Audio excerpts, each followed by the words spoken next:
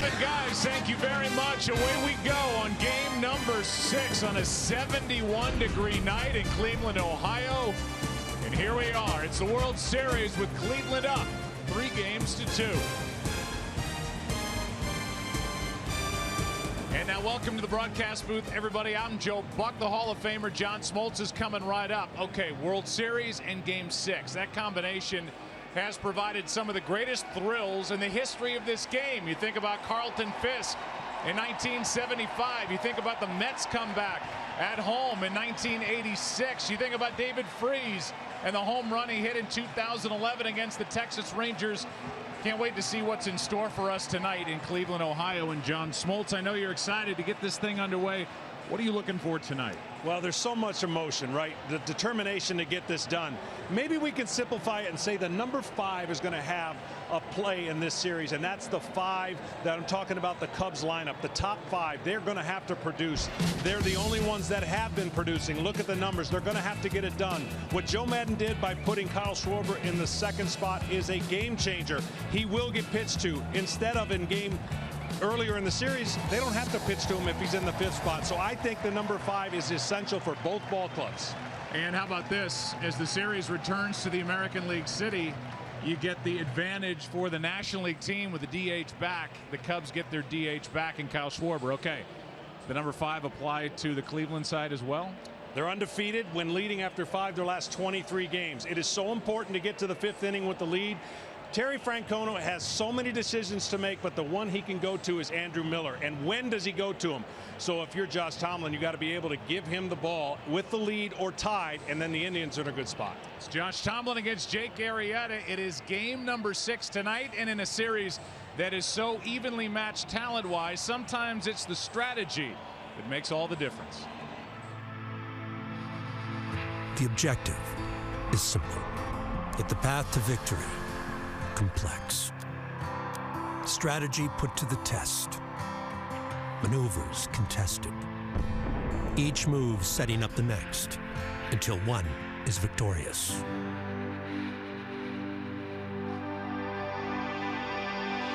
Chicago refused to be a pawn in Game 5, deftly moving around the board to avoid elimination. With their pieces set, Cleveland looks to capture a World Series title for the first time since 1948. The Cubs hope to avoid checkmate, while the Indians look to be crowned king. Who will make the right moves tonight?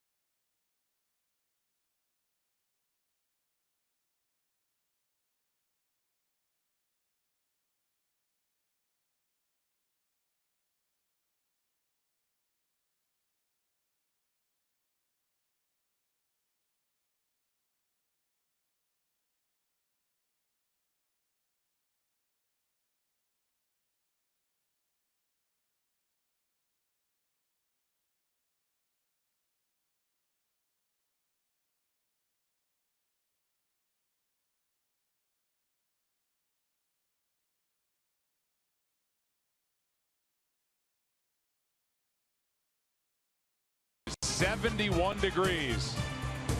And the average temperature, you see where it typically is, on average 23 degrees cooler. And the wind is blowing out to center. The matchup, Tomlin and Arrieta. The matchup, Rosenthal against Verducci, and it's Ken Rosenthal who gets to go first. Joe, for all the news at the top of the Cubs lineup, there is some intrigue at the bottom as well. Joe Maddon talked at length with Javier Baez today about letting the ball travel deeper, creating more time for himself at the plate. The two continued their work and conversations during batting practice, and Baez hit one ball after another to the opposite field. If we see that tonight, it will be a great sign for Baez and for the Cubs. Now over to Tom Verducci. Well, the Cleveland Indians really believe in metrics that show when the lineup turns over a third time, relief pitchers are more effective than starting pitchers. Terry Francona is very comfortable putting the game in the hands of Andrew Miller, Brian Shaw, and Cody Allen. Sounds like a law firm. Miller, Shaw, and Allen. Well, they've allowed only one earned run in 13 innings and struck out 43% of the batters they faced. So if the Cubs do not have an early lead, their task is a difficult one. They will have to beat Cleveland's best public defenders. Joe? Yeah, and really, if you think about where Francona's been, John Smoltz, he's in essence trying to get through this World Series and the bulk of the postseason with 6 guys, 3 starters, and the 3 main contributors out of the bullpen that Tom just talked about. But here's Tomlin on short rest. He's 2-0 this postseason. He makes his 4th start. His ERA is 1 3/4. I will be interested to see how he gets along. I know we talk about his confidence, but here he is facing the Cubs with 3 days of rest. So they just saw him back in Chicago. To me, it's different than Corey Kluber. Kluber's got the ability to change his game plan. We'll see how Josh Tomlin does after that Game 3 start. Yeah, absolutely. The less pitches he throws per at bat, the better, because when it get deeper, he's not the wipeout strikeout guy that we saw Kluber. Give me the Cubs lineup, and it's much different tonight because of the DH spot. Dexter Fowler leads it off. Then it's Kyle Schwarber. Then it's Chris Bryant, who's back in the number 3 spot for the first time since the 3rd of July that Bryant's been 3rd and Rizzo's been 4th for the Cubs. Zobrist, Addison Russell, Wilson Contreras, Jason Hayward, and Javi Baez.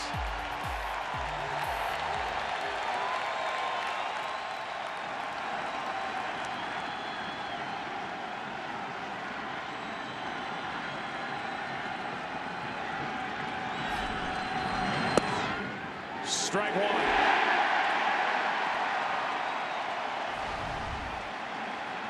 Well, for Tomlin, he's going to have to paint the corners, throw his curveball for effect, and his cutters in on left-handers. Strike 2.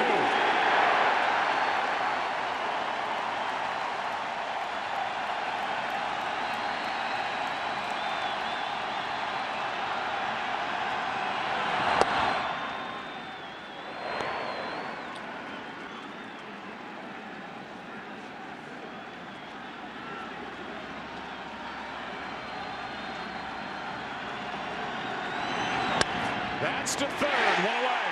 Caught by Ramirez. You know Jose Ramirez at 3rd, but let's take you around the rest of the defense for Cleveland. Coco Crisp is back in the outfield. He's in left. Tyler Naquin in center, and Lonnie Chisenhall, who's been battling the flu, is in right. Here's Jose Ramirez. Francisco Lindor, Jason Kipnis, and Mike Napoli on the infield, 3rd to 1st. And Roberto Perez does the catching as Kyle Schwarber, the DH, protected by Bryant behind him, digs in. Lamb to pull everywhere, and he does. To the right side, Kipnis, 2 out. Well, just like I said, if it's going to be good for the Indians, it's going to be quick results for Tomlin. And I would think that the Cubs are going to be aggressive. It's a good hitting and good pitching environment, unlike the last time they were here. And for the Cubs, they would love nothing more than to elevate and get some gaps and possibly some home runs. But right now, Tomlin has such confidence. He's on such a roll since September. He feels like he's unbeatable. Kris Bryant, 2 hits in this World Series, but one of them huge. Leading off the 4th inning of Game 5, he tied it with a home run into left center at Wrigley 2 nights ago. Strike 1. For coverage of this game in Spanish, please tune to Fox Deportes.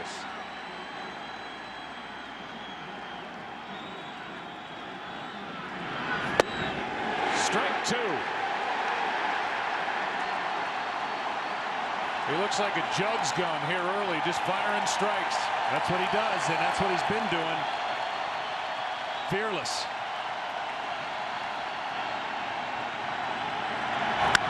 High fly ball in the air to left.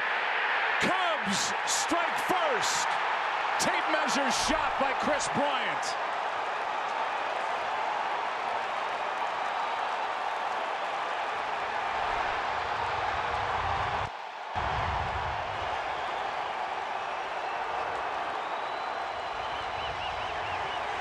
You cannot throw him a curveball for a strike, especially with 2 strikes. The way that his swing through the zone, he has that unbelievable lift, and they have been a steady diet of breaking balls. And finally, Bryant says, you know what? I'm going to sit on one, and sit on one did he, and that was a no-doubter. Now Rizzo, so Bryant hitting in the number 3 spot for the first time since the first days of July, as his 2nd home run in as many games, and now Rizzo trying to follow suit. Back to the homer. He went slider, curveball, curveball, but see that loop right there and see that swing path. That is exactly what has made this guy the MVP this year, and everybody in the playoffs has pitched him tough, and he hasn't been unleashed via the home run till lately.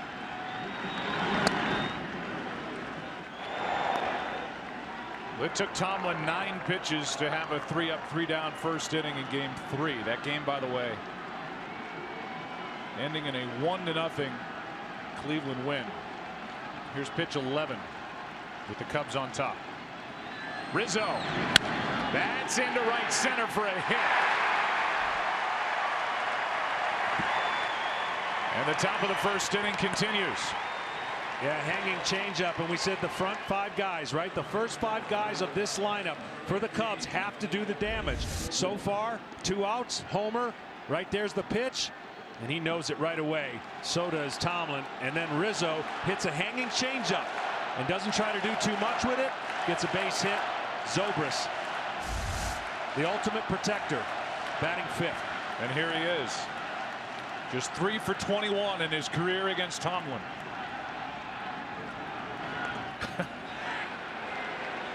Rizzo hadn't even taken his lead yet. Josh Tomlin allowed 36 home runs during the regular season, the 2nd most in the American League. Had allowed none this postseason until Bryant got him in the 1st. Still in the 1st, Zobrist, strike 1. Well, he's definitely throwing strikes, and he's attacking the zone. Fortunately for the Indians, Tomlin's home runs he's given up, they haven't been many, to your point. They've all been solos. Same for the Indians now. They've allowed 8 solo shots as a pitching staff this postseason. The 0-1 to Zobrist. That's into right center, a base hit. Rizzo will turn and go. 1st and 3rd with 2 out here in the 1st.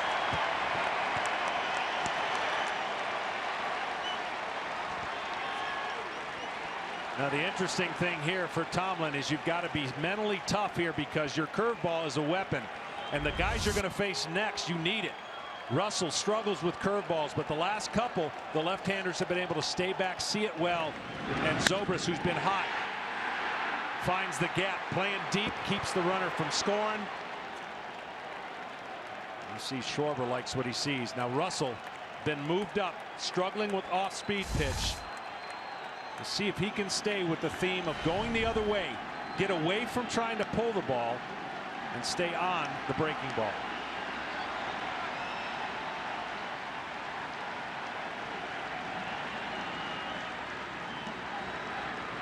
The 22-year-old shortstop fouls it back. Hardest thing in pitching is when you feel like that. You set up a lineup, you faced them twice, your curveball's very effective. You just can't eliminate it. You just got to execute better.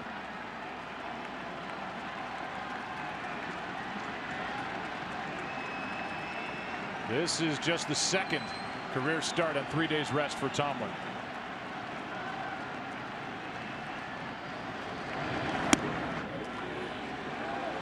It's just the second time in this World Series as we play here in Game 6. The Cubs have had 3 straight hits. It started with a homer, and then crisp singles into right center by the lefties Rizzo and Zobrist.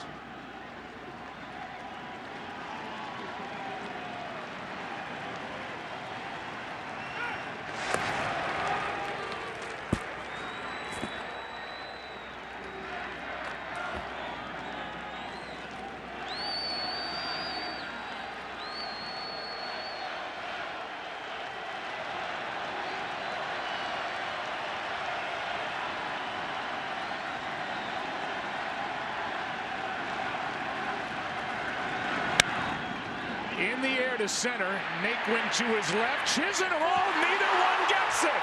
1 run scores. Here comes Zobrist, throw home, safe as the ball gets away, and Russell ends up at third. In a big misplay out in right center, it's 3-0.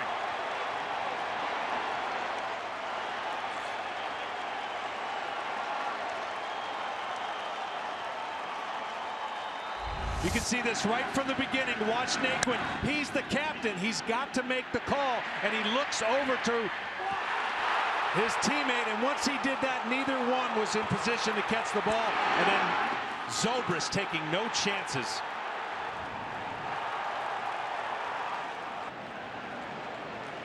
You can see right there, Chisenhall's like, what are you doing? And then the catcher is absolutely fair game when he puts himself in the way of the plate. The throw took him that place. Half slide, half barrel. And 2 outs, nobody on, and the next thing you know, it's 3-0 Cubs. Wow. Only because nobody touched it does it go down as a 2-run double for Addison Russell. Then the error on the second baseman Kipnis on the throw. Either could have caught it easily, and neither Chisenhall nor Naquin went for it. And I think what Chisenhall did is kind of threw a deke indirectly to Naquin. When he goes in front of him and the ball's going to go over his head, Naquin thinks that he's got it. And so he gives up on it. Wow, what a tough break for the Indians. Now runner at third is Russell for Wilson Contreras.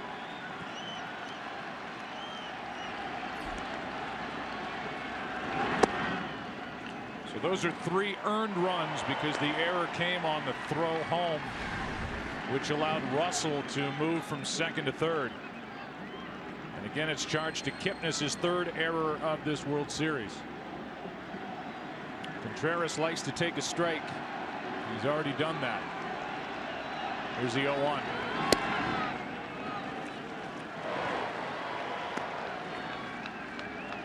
And already action for Cleveland in their bullpen. It's Mike Clevenger, the hard-throwing right-hander who pitched in Game 5.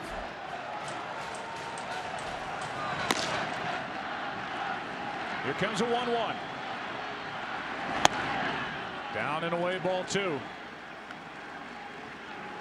2 outs in Game 1, Lester, and then the Indians scored 2 runs. Went on to win that game. 2 outs, nobody on here. A homer, couple hits, a misplayed ball, and a little less enthusiastic crowd. Even though it's in the 1st inning, they know they still have a lot of time left. Here's a 2-1 to Contreras. 2-2. Both Contreras and Baez, as this series has played out, have been more and more aggressive with 1 strike in the count. Not to mention 2 strikes, really expanding the zone.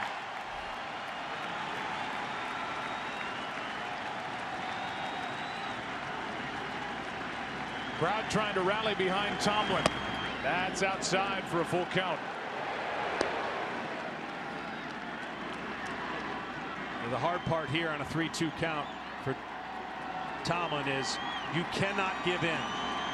Do not give in to this count, because you got to bet on Contreras wants to do more and will not take the walk, so you can go to your off-speed pitch if you want.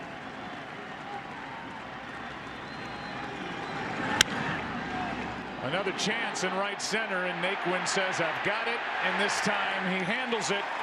But the Cubs down 3-2. Come up with 3 in the first. Bryant started it with a home run. And the Cubs have come out swinging in Game 6 after a half. Lead 3-0.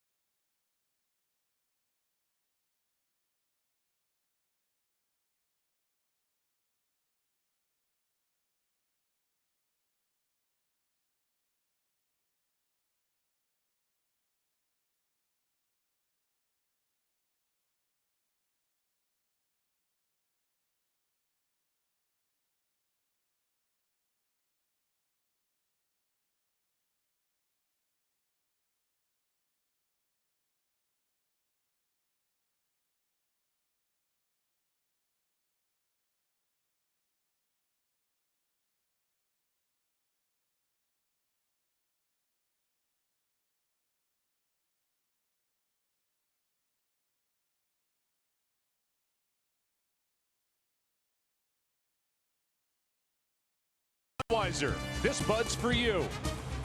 And by Chevrolet, more 2016 JD Power Dependability Awards than any other brand. Game 6 into the bottom of the first inning. Cleveland coming to bat. What do they have in store for Jake Arrieta? Top 3, the DH Carlos Santana, then Jason Kipnis, then Francisco Lindor. In the middle, it's Mike Napoli, Jose Ramirez, and Lonnie Chisenhall. And on the back end, it's Coco Crisp in left, Tyler Naquin in center, and Roberto Perez catching and batting ninth. Against Jake Arrieta, the reigning Cy Young Award winner after his 22-6 season a year ago. He backed it up with 18 wins this year. 1-1 this postseason, the winner Game 2. And that misses inside, ball 1 to Carlos Santana. The patience of the Indians, even though they gave up 3 in the first, work the count against Jake, see if he's on with his fastball. A ball and a strike. In the first game they faced, by my count, they had taken 44 of his fastballs. 44. And the key for Jake Arrieta, if he's got his cutter, it's going to be a good game. He's been struggling. The weather's going to help his cutter, but he can lose it for 4 to 6 to 7 pitches with that fastball command. Rarely does he go to his 4-seamer. He likes the 2-seamer. You saw the curveball there. But the cutter's the key, and the Indians' patience if he gets wild. On a 71-degree night, 1-2 pitch. Struck him out, and a good start for Arrieta. In the outfield is Ben Zobrist, already in the middle of the action. Offensively, Dexter Fowler in center and Jason Hayward in right. Around the infield is Bryant, Russell, Baez, and Rizzo. Wilson Contreras does the catching, the 24-year-old rookie. And he'll flash the signs to Arrieta with Jason Kipnis at the plate. 97. You don't think those 3 runs did something for him stepping out there in the bottom of the first? 95 fouled back. Great luxury. The Indians in the first 13 postseason games, in the first inning alone, only gave up 3 runs. Tonight, they matched that total. Not what they were looking for in the start. Misplay a big part of it in right center. The 0-1.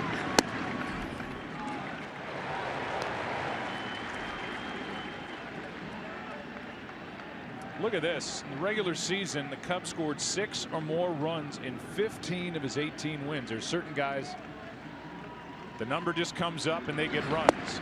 Arrieta got runs in the first inning tonight. Well, I'd say it's not his lucky T-shirt because he doesn't wear a T-shirt. Maybe it's undergarments or something, but you got to believe he's got something that works. Oh, man, if it ain't broke, don't fix it. Here's a 1-2 pitch. Kipnis to the right side. Baez with a backhand and a flip. The routine is fun to watch with Baez. 2 out. And there was a cutter right there. Not his best, but because you have to, as a hitter, be prepared for so much movement. You've got the lateral movement away. You see the cutter right there. It's supposed to be in more. But he threw 20 cutters in the previous game, and none of which resulted in a hit.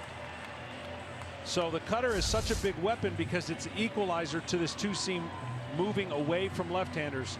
And that's what the Indians are trying to kind of hoping he doesn't have tonight. The base is empty. Here's Francisco Lindor. Strike 1 from Arrieta, who lasted 5 2/3 in game 2, allowed a run on just 2 hits. Struck out 6, walked 3. His one loss this postseason came in LA. There's another strike. And it's 0-2. Well, he looks smooth, and I'm telling you, sometimes the 3 runs can make you nervous because you never anticipated in a World Series game, an eliminating game. But it doesn't look like the 3 runs that did anything but fire him up. And the reason I say makes you nervous, as a pitcher, you don't prepare for a lead. You prepare to pitch a tight game, don't give up any runs, nose to the ground, don't pay attention to anything else. You look up 3-0, you're like, whoa, now it's mine.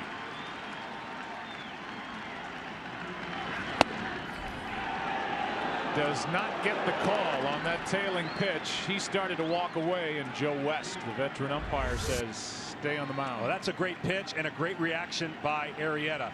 You don't do anything. Joe West, one of the veteran guys, do not show your displeasure, and it'll be an okay game.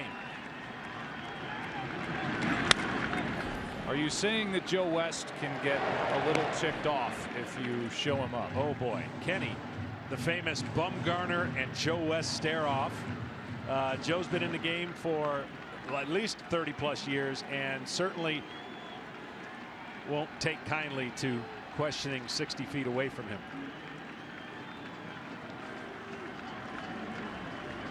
2-2. Full count.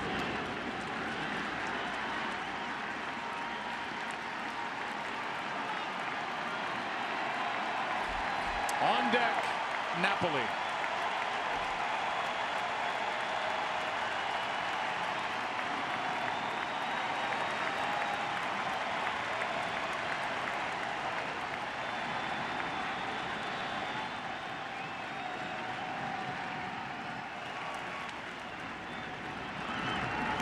A 2-out walk.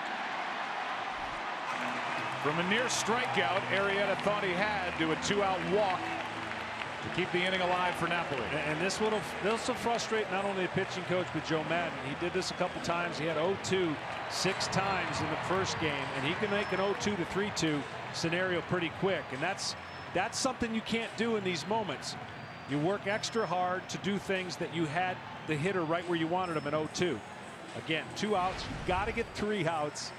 We've seen what can happen in an innocent walk, then a stolen base, and then possibly a hit.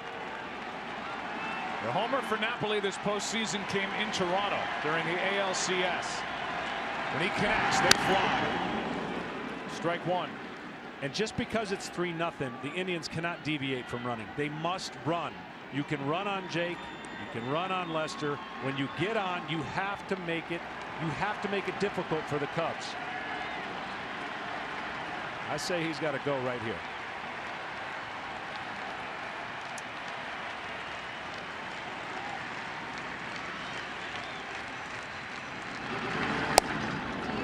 Interestingly, Lindor has tried to run 4 times. He's been successful only once. And he's 1 for 3 specifically in this World Series. And it might be just a little bit of nerves, but Jake is slow to the plate. Yes, he can pick up at first, unlike Lester. To right there. But you have to be disciplined to say, as soon as I see movement, I got to go, because I'm gauging that my lead and jump is going to be better than the combo of Jake and Contreras getting the ball to second.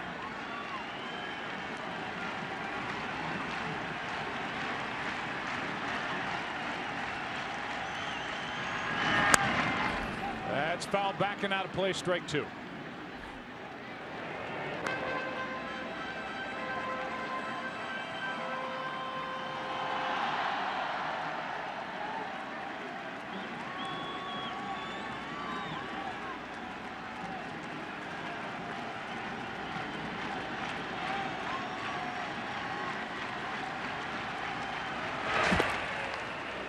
Cubs fell down in this series 3-1. The last team in a World Series to come back and win down 3-1 in a World Series, the '85 Royals. But they had the final 2 games at home.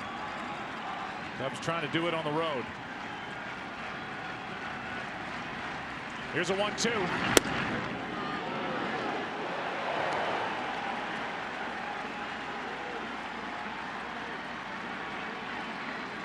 So far, that's an extra, what, 8 or 9 pitches after being 0-2.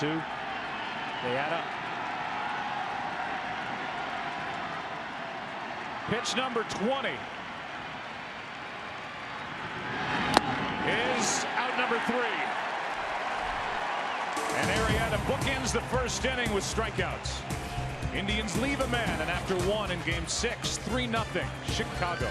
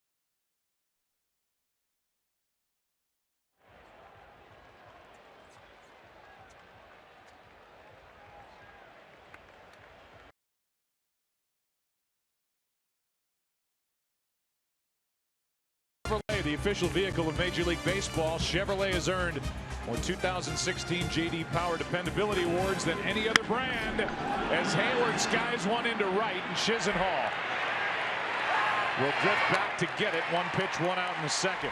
You can learn more about Chevrolet at Chevrolet.com. Well, you can see the approach by the Cubs has been pretty simple. See something you like, go after it. Other than Fowler, who typically likes to see a few pitches out of the leadoff spot, it's been a more aggressive approach and a better feeling for the Cubs. They are by far a very contagious hitting team, one way or the other. When they're hitting a lot. When they're not, we've seen how they've been shut down. Problem for Chicago has been hitting with runners on base in the World Series. Prior to the first inning, we're 12 for 77. Here's Baez, takes a strike. That's a 156 average tonight, 2 for 3 in the first inning. Well, here's Baez. You heard from Ken Rosenthal before the game about the meetings that Madden has had with Baez. There's another strike, and it's 0-2. Trying to make him cut down, trying to pull everything, murder every pitch, and he swung at 58%. The pitch is out of the strike zone. That's a pitch that's been getting him. Ball 1. Yeah, and you could just tell. I mean, a concerted effort. It helps they got a 3-run lead. One at bat can change the at bats in the eyes of the pitcher if they see a less aggressive Baez, a more disciplined, if possible, Baez.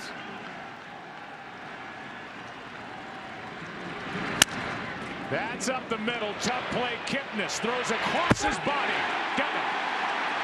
And the first base coach, Brandon Hyde, immediately says, look at that, to his dugout. And we'll see if the Cubs want to challenge it. And we'll get another peek at it.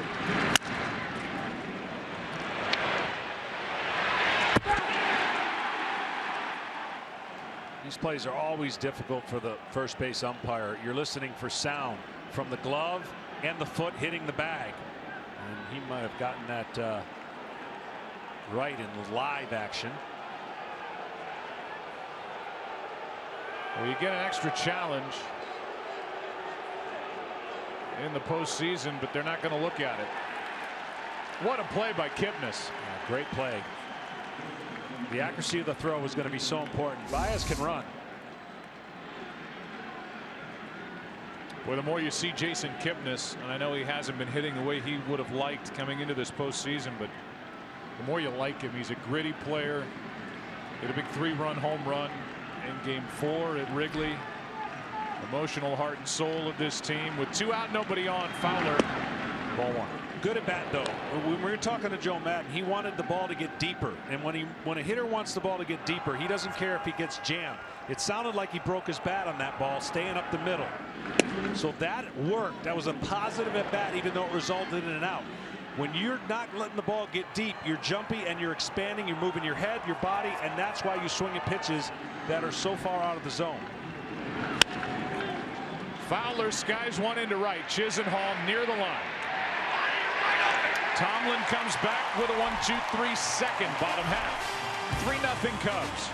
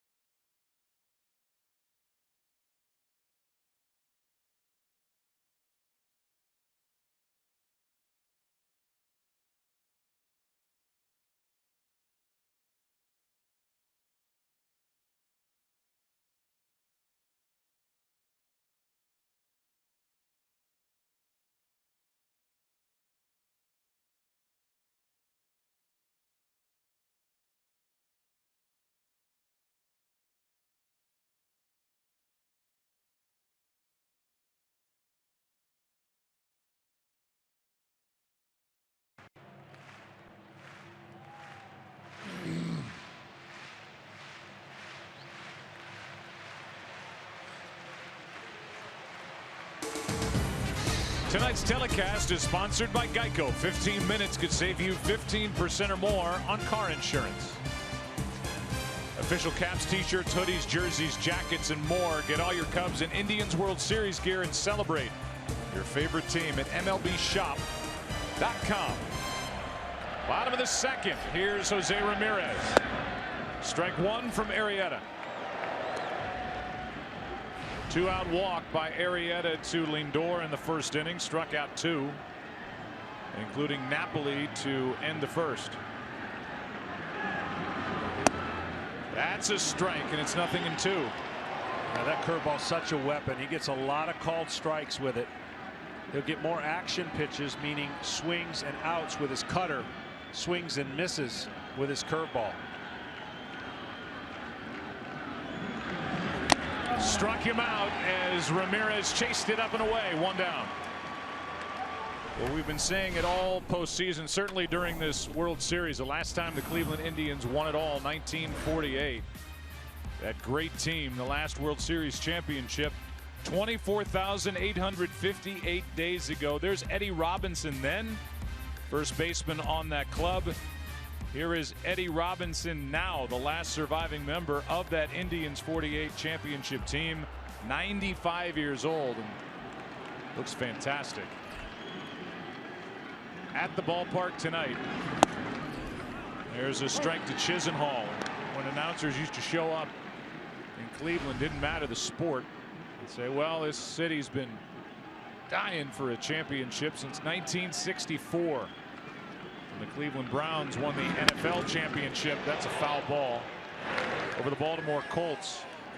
They waited 52 years until this past June, and the Cavs won it all, coming back from down 3-1 to beat Golden State. And now 4.5 months later, Indians trying to get their championship.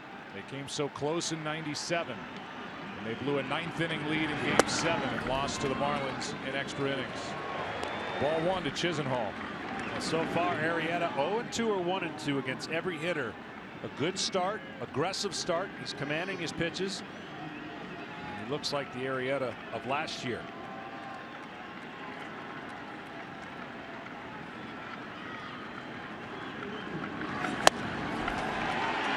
Throwing hard tonight.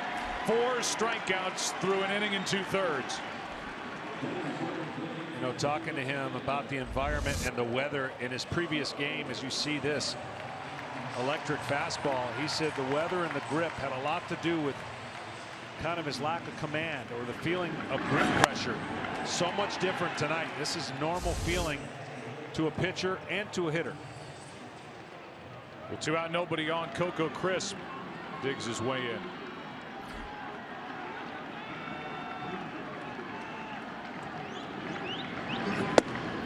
Ball 1. Talking about Eddie Robinson, a couple final notes. Longtime baseball scout and executive GM of the Braves and Rangers. In '95, he's the 11th oldest former player.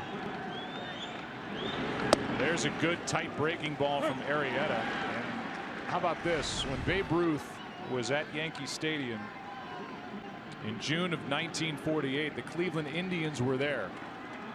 And Ruth gave that farewell speech. He would die 2 months later in August. And it was Eddie Robinson's bat that Babe Ruth used to lean on to make that speech as the Yankees retired his number that day. That's cool. Boy, does he look good. Here comes a 2-1 to Coco Crisp. Left side. Bryant waits on it. Arrieta, good start. 2 scoreless, 3rd inning rolls in. Game 6. Cubs batting. Heart of the order coming up. They lead it by 3.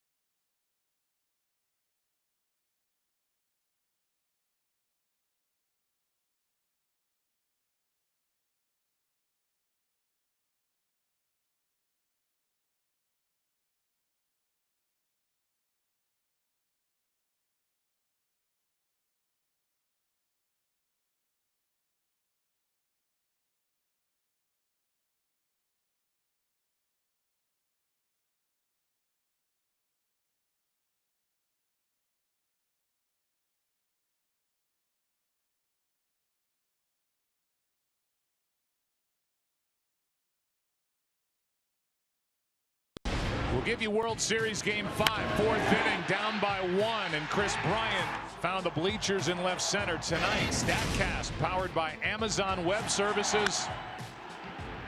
This blast put the Cubs up 1-0 in the first inning.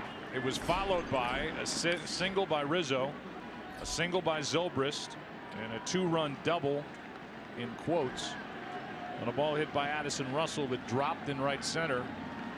Both Chisenhall and Naquin could have caught, and neither one did. And looking at each other, 2 runs crossed home plate. 2-0 now on Schwarber. Kyle had only 1 at bat during the 3 games that were played at Wrigley.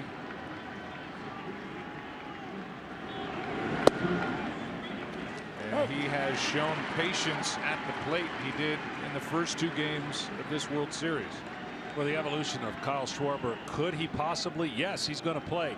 Could he get a hit? Yes. Now it's almost as if he's Babe Ruth in this lineup. Good pitch from Tomlin, who's trying to survive and get through this 3rd inning after there was action behind him in the Cleveland bullpen in the first. Well, that's where you got to tie him up. You got to tie up Schwarber, throw it up above his hands. Don't make a mistake, though.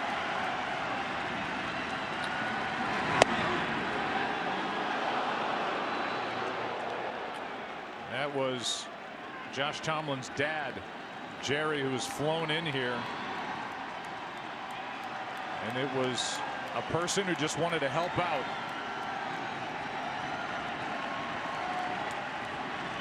"3-2. That's foul. And as we talked about, a circulatory issue in the spine for Jerry Tomlin during the month of August. That's when he was hit with that. He has been paralyzed from the waist down. Somebody offered to fly the parents of Josh Tomlin in on a private plane. And so Tomlin gets to have his parents here after they were at Wrigley, and he pitched brilliantly in Game 3. Yeah, and he really only should have given up 1 run here, because you talk about that misplay, the homer to Bryant, the only run. 3-2. That's a leadoff walk on a borderline pitch. But here's why everyone's talking about Schwarber, and even though he hasn't played but a few games, the Cubs lineup is exposed in this postseason. They had too many swing and miss outs. Putting him in the 2nd spot makes it tougher on a pitcher to go through the top 5 that we were talking about in the open. 3 runs of the top 5 hitters scored in the first inning. He lengthens the lineup, and what that means is you now have to face the meat of the order with potential runners on, because the back end of the Cubs lineup has not produced. Here's Bryant, who homered his first time, and he gets this off the end of the bat. He's getting better swings. Long run, and in that Bermuda Triangle again, it's Chisenhall, as Naquin has to hit the deck. Kipnis was going way out, and Naquin, I think, is getting a little frustrated out there in right center. Chisenhall stepped forward and made that grab 1 out. Yeah, you don't see this too often. All right, you know that the infielder's going to give way, but somebody has got to either be louder, because this is the 2nd time this could have been a big issue on a routine fly ball. Naquin, of course, plays against right-handers. And that one almost another issue. Well, Naquin got up and was complaining to Kipnis, I think, showing his frustration as Chisenhall didn't back away.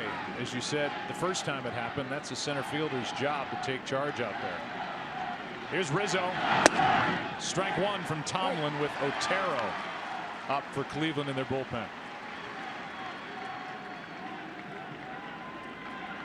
I thought this would be the hardest game in the world to Terry Francona to manage. Now 3-0 changes it, but the reason I thought it was going to be a hard game is you have 1 game to play with, but he doesn't want to play with it.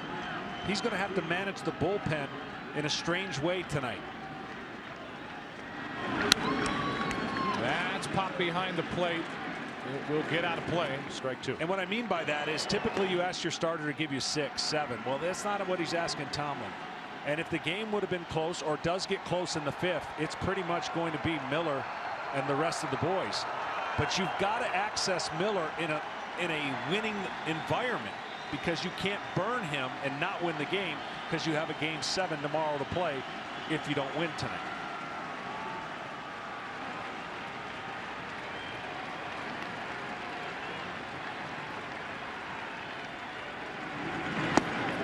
Tom Verducci, what do you see from Tomlin down there? Yeah, that was a rare curveball right there from Tomlin. This is a guy in the postseason elevated his curveball usage from 15% to 35%. But in that first inning, you saw the hanging curve to Bryant, the hanging curve to Zobrist. Since the Zobrist hit, that's just the second curveball that Tomlin has thrown. And you see these Cub hitters, once you eliminate a pitch from a pitcher, hitting gets a little bit easier. 1 on, 1 out. Line drive to the end of the Chicago dugout. Still 1-2. Well, and this will do your brain as a pitcher. You just sometimes will tuck this in your back pocket after a couple of these. You've just got to find an at-bat that you can get locked back in on the location of that pitch and still trust you can throw it, because you're going to need it for some of these hitters. Any more trouble, he may be out of the game. 1 ball, 2 strikes, trying to get Rizzo. 2-2.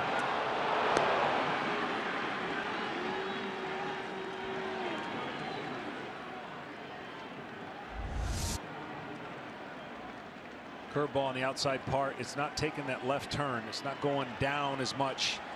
He spins it at a high rate, and when it's good, it starts at the belt and drops at the shin guards.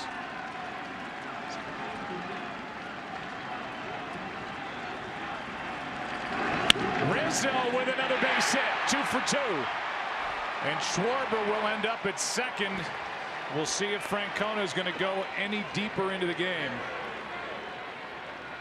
With Josh Tomlin on the mound. Otero's getting loose. And here's another one. Another breaking ball, curveball that Rizzo just smokes back up the middle. Rizzo stays inside of the ball, which means he goes up the middle and doesn't try to pull it. You sometimes got to tip your hat to a hitter. If you make a pitch that's on the outer half, maybe a little bit too high, but Rizzo's starting to see the ball really good. The timing of hitting for the Cubs couldn't come at a better time, down 3-1, trying to force this to a game 7. Zobrist had 6 total hits across the first 2 series of the postseason. Much better in this World Series. He's got 8 for 20. Singled, scored a run in the first. Ball 1. The inside part of the plate where Joe West is setting up has been very strict. He has not given an inch on that side of the plate. The outside part of the plate where he is not set up is more leniency over it. You see he's setting up over the right shoulder of the catcher, and he'll stay there.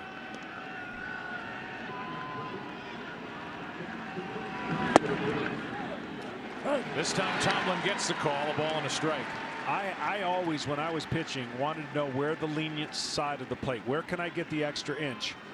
And typically you find that out really quickly, sometimes based on where the umpire is actually setting up, because he's got a better view right there. Just that's a great shot by our camera to see he's locked in on that side. The outside's a little bit more of a guess. Hard hit but foul. Strike 2. It was a year ago tonight Ben Zobrist and the Kansas City Royals celebrated a world championship with a win at Citi Field over the Mets. Now trying to help the Cubs get to tomorrow night.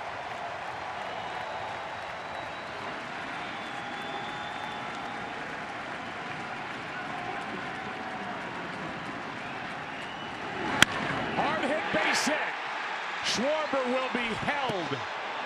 And the bases are loaded with 1 out. As Rizzo and Zobrist have gone 4 for 4. And that's the only issue with Schwarber. You got to take the 1 base at a time because of his knee, and that's going to be it more than likely for Tomlin. Gary Jones, the third base coach, wisely holding Schwarber at third. The bases are loaded. Tomlin is gone. Otero's coming in. opportunity for Chicago as they already lead by 3 here in the third.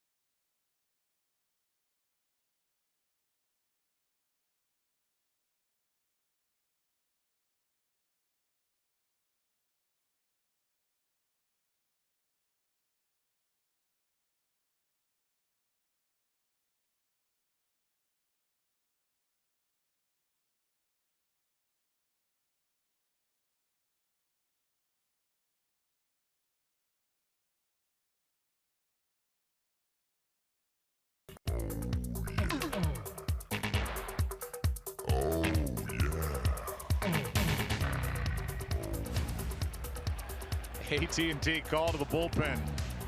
Earlier than Terry Francona wanted, it's Dan Otero. His work in 5 games this postseason. Bases loaded, 1 out. Russell takes a ball. The Cubs tonight 4 for 6 with runners on. Again, after going 12 for 77 with men on through the first 5 games. I think this is a decent matchup for Russell. Otero likes to pitch right-handers in. Russell, of course, struggles with the ball away and breaking balls. Drove in 95 runs during the regular season. Takes it down, the count 2-0. So now you just look at one spot and one spot only. This is where you think about lift. Get the ball in the air, if nothing else, a sac fly. Look in the gaps. Remember, the lead runner is Kyle Schwarber, coming off in-season knee surgery on his left knee. 2-0. High fly ball to left center. At the wall. Grand slam. 7-0 Chicago.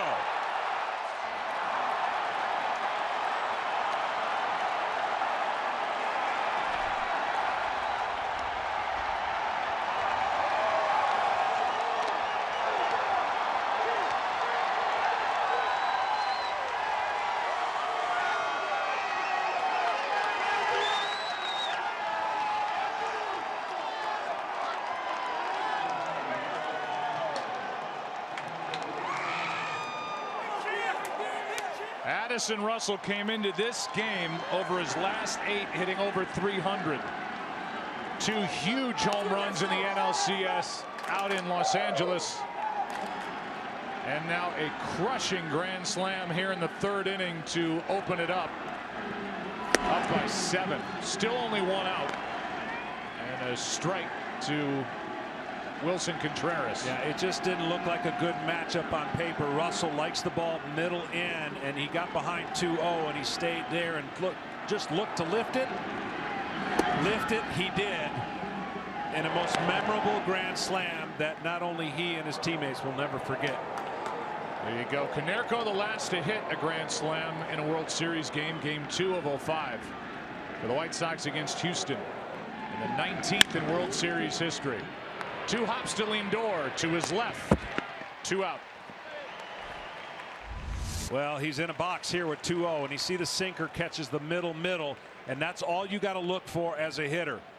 Even though the bases were loaded and it's a 2-0 count, you can never give in to the hitter. I'm sure he was trying to paint that a little bit, and he didn't. And all of Chicago heard this.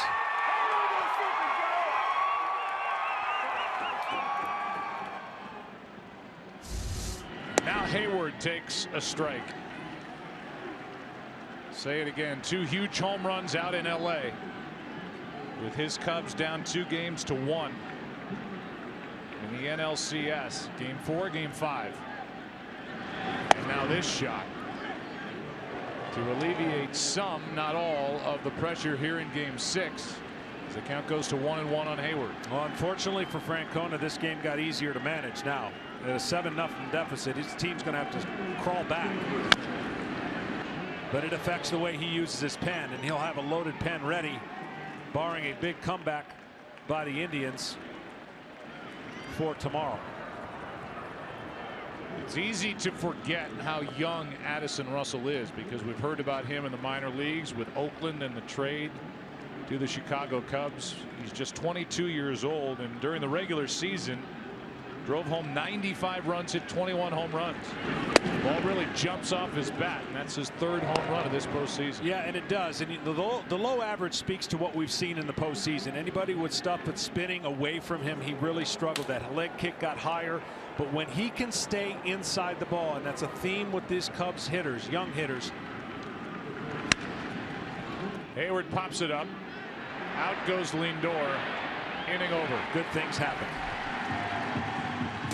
In the inning, Tomlin is chased. Russell chased one out of the park, a grand slam in the 3rd inning. It's 7-0 as they celebrated Murphy's bleachers in Chicago as the Cubs try to force a game 7.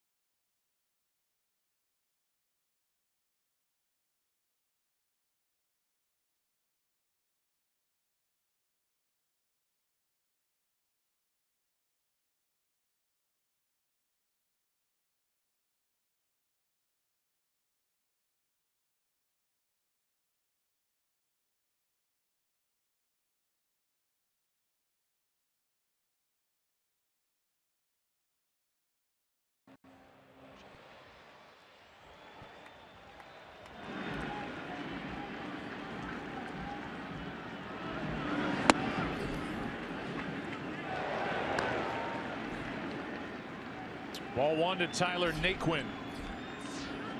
And we're underway in the bottom of the third inning, 7-0. Chicago on top. Indians will try to chip away. That's ball 2-0. And that's exactly what the Indians are going to have to do. Grind out at bats. Find ways to get on base. Still stay aggressive. And climb back in this game. A lot of time. 2-1.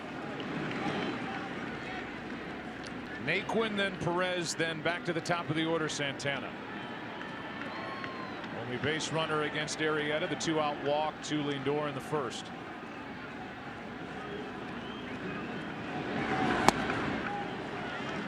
Two and two.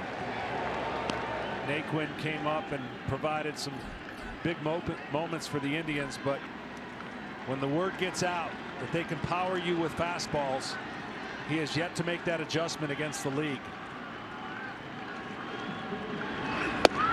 Got him looking at 95. There's a fastball and strikeout number 5. And the number 9 hitter Roberto Perez will step in. Sunday night in Chicago, 1987 NL MVP Andre Dawson accompanied Freddie Morales from Union League Boys and Girls Club in Chicago to the mound. And earlier tonight, Rosetta Shepard, a member of the Boys and Girls Clubs in Lorain County, delivered the game ball with Len Barker, who once threw a perfect game for Cleveland each year. MLB and Boys and Girls Clubs work together to create unique opportunities for nearly 4 million children and teens worldwide. To find out how you can help, go to greatfutures.org. Strike one on Roberto Perez. 3 for 16 in this World Series. 2 of his 3 hits left the yard, and they both came in game 1.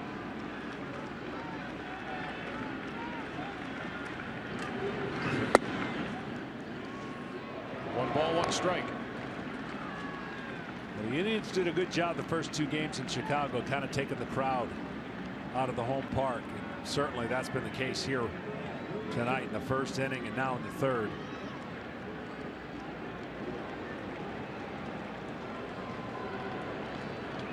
One pitch. Fly ball to center, right at Dexter Fowler. 2 down.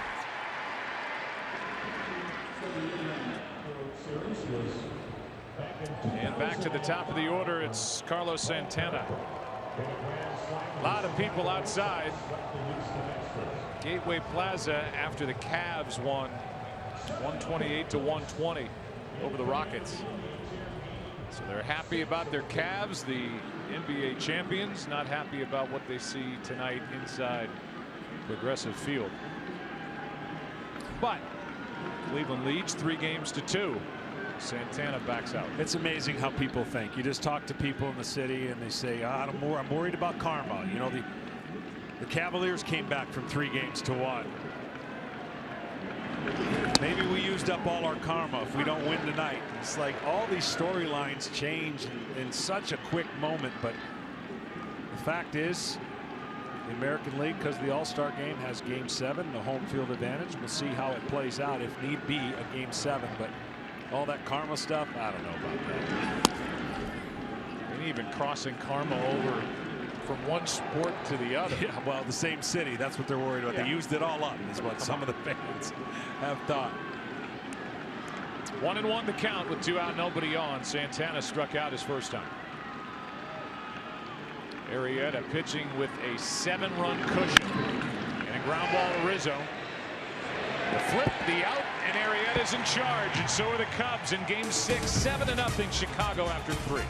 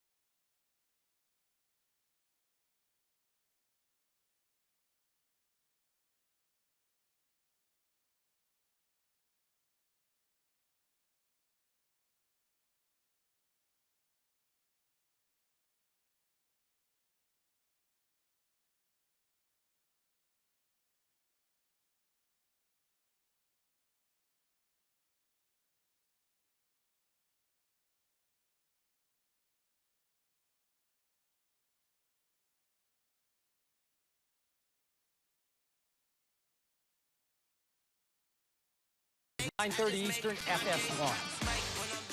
As we welcome you back to the fourth inning of Game 6, the Cubs lead 7-0. Tonight's aerial coverage brought to you by DirecTV. If you call yourself a sports fan, you got to get DirecTV. Call 1-800-DirecTV. It will be Javier Baez to lead it off, then Dexter Fowler, then Kyle Schwarber, the DH, against Danny Salazar. And Salazar misses with a 95-mile-an-hour fastball that rides up and in. Salazar went down in September. Here's a foul back by Baez. Within 9 days, the Cleveland Indians lost their number 2 and 3 starters, Danny Salazar and then Carlos Carrasco. Lost Carrasco to a broken hand. Salazar had a forearm strain that he's worked his way back from. And here he is, added to the active roster for this World Series. No swing there, and the count 2-1. And you think about how Terry Francona has guided this team to this point. Their best player, Michael Brantley, was third in the MVP voting back in 2014. Played only 11 games, out with a shoulder issue. There's a strike. 2-2, and yet here they are, all those injuries, and they're one win away from winning everything. Yeah, it really has been historic. I don't think people can throw that name around too loosely, but when you beat the likes of the teams they did in the quick fashion they did. A strikeout of Baez starts the fourth. I think the Indians have just as good a chance next year to get back. It's because of that starting pitching that they have, and if they stay healthy, they can use these weapons and ride another division title. They just weren't as good as advertised until their injuries, and then Terry Francona really had no choice but to use the limited weapons he had and use them as much as possible. With one out, nobody on, the batter is Fowler.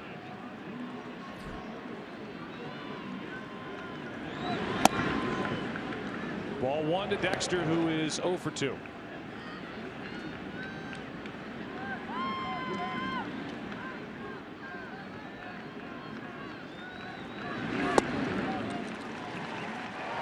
Strike 1. In a division that they ended up running away with the great hitting of the Detroit Tigers and the world champs Kansas City. They used that right-handed pitching and dominated. Salazar's got a great arm. Carrasco, of course, we've already seen Kluber and may see him tomorrow night as well. But that's the mixed view that people are getting confused on. The Kansas City model is a great one. It's turned into the Cleveland Indians model, but only because they lost some starters. They didn't do that all year. They rode their starters for the most part. Full count on Fowler. And that's what the Chicago Cubs did. That's why the Cubs are going to be in the same spot next year. They've got their starters returning, their young players. The Indians, whoever loses this series, is still going to be in great shape moving forward.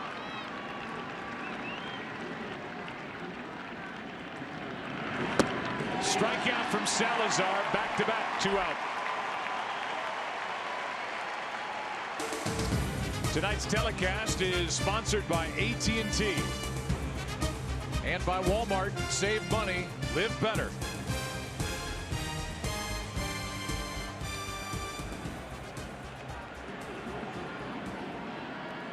Schwarber now with the bases empty, 2 down.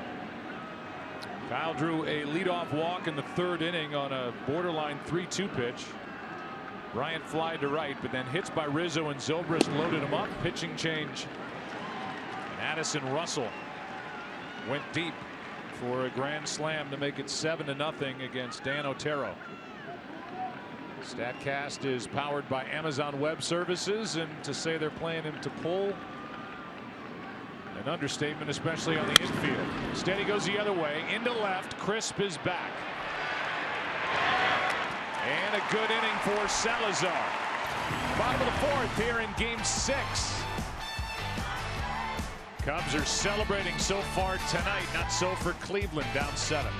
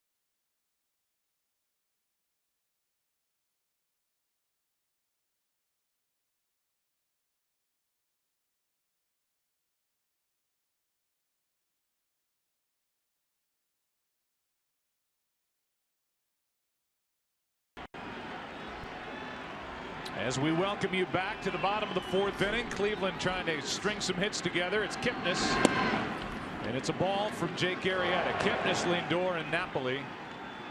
Anybody gets on Jose Ramirez.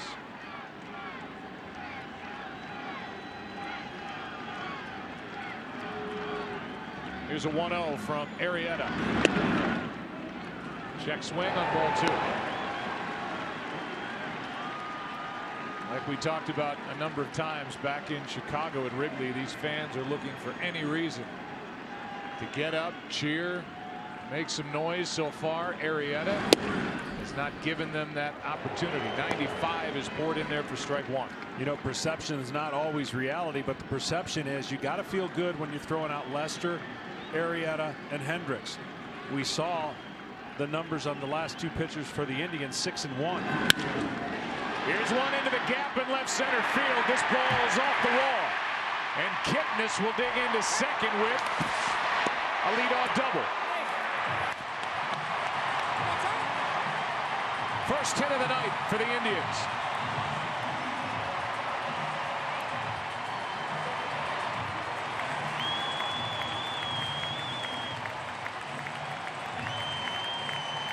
The first start for the Indians is to get on the scoreboard. A great extension on a pitch away. He splits the gap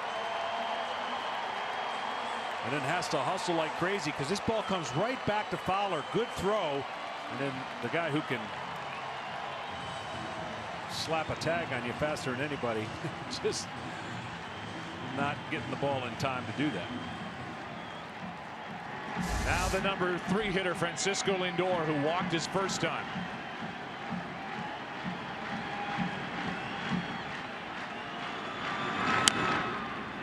Chopper foul right side. T-Mobile One lets MLB fans always stay connected to the game they love with unlimited LTE data. Welcome to unlimited baseball. And welcome to a lit up Cleveland, Ohio. Josh Tomlin, the starter, ended up going 2 1/3 tonight. Strike 2. You know, Arrieta's done a nice job just pitching above the zone. It hasn't always been on design to Lindor, but Lindor, who stays up the middle, as we've seen him get some hits early in this series, been a little frustrated with Arrieta. Get some high curveball strike 3s and high sinkers for strike 3s.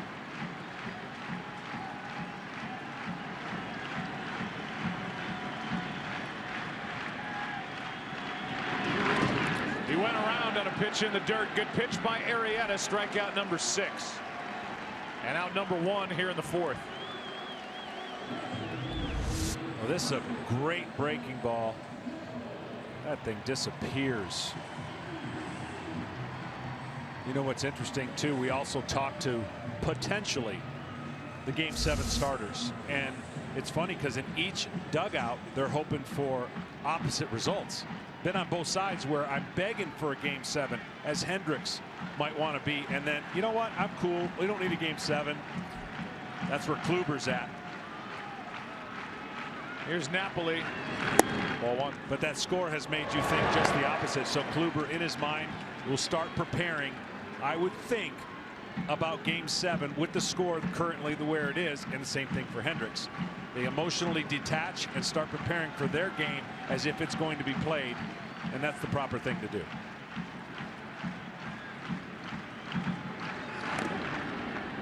A check swing, and that caught somebody on its way to the backstop after it hit the bat of Napoli. 1 ball, 1 strike.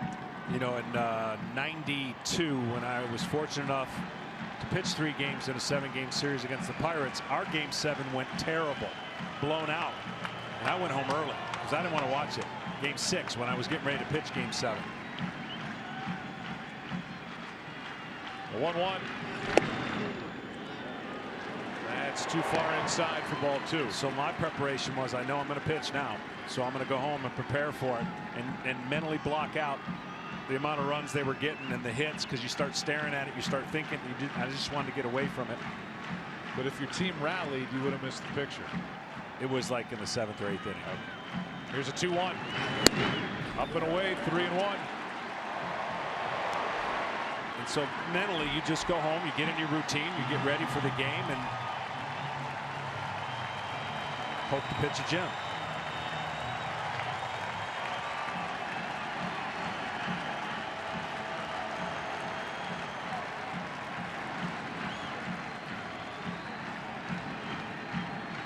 One pitch. Full count as Napoli was trying to drive one out of here. Napoli playing in his third World Series.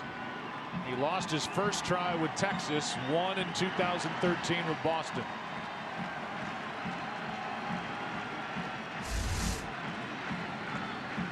Arrieta trying to pitch around a leadoff double here in the fourth. That's in the left center field. Will get down for a hit. It'll score Kipnis and put Cleveland on the board. It's 7-1.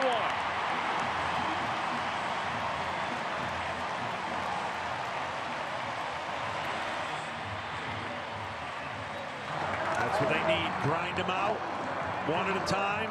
Maybe run into a two-run homer. Good at bat there. 3-1 gets a 3-2. And Jake elevates it two-seamer. He gets just enough of it for an easy RBI.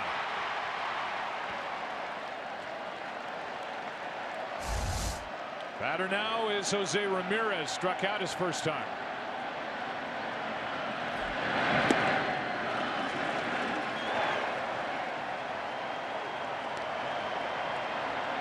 We'll get into the comments of both Hendricks and Kluber as we go through this game, but right now the Indians trying to feel better about this score as they try to end this World Series tonight. Cubs want to play on. 1-0 pitch. 2-0.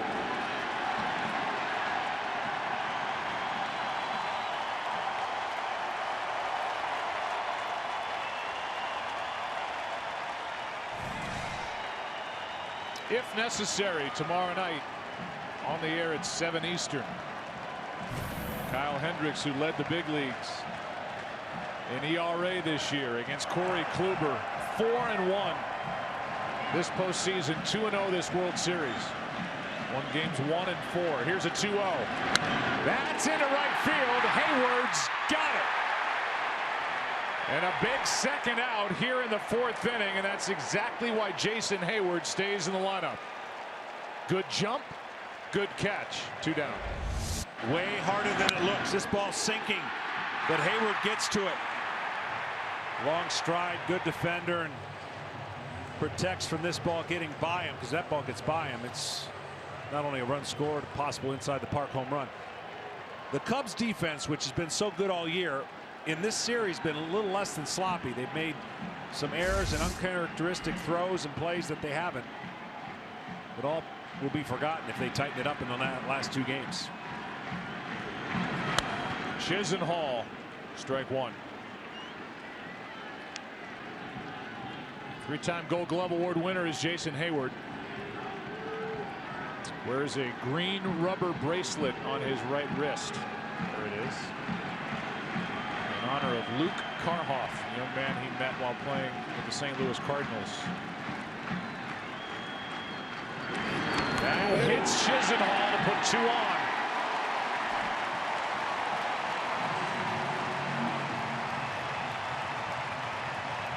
And all of a sudden, with Coco Crisp coming up, the Cleveland Indians are sniffing a big 4th inning here. If Coco can figure something out, here comes Chris Bosio. This is just a quick mound visit, just to reset. That's all he needs. Reset the situation, say no big deal. Let's just get the ball away. Don't make a mistake over to Crisp. He's turned on some pitches.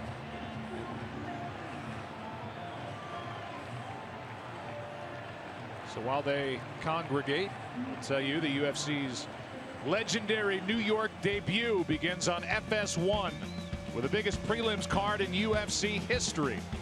UFC 205 prelims live from Madison Square Garden, November 12th, only on FS1. Back to the dugout, Bosio. Up to the plate, Coco Crisp, who's been so good this season in this type spot. 2 for 2 this postseason. With at least one in scoring position, he's got runners at first and second. That gets away from Contreras, and the runners advance.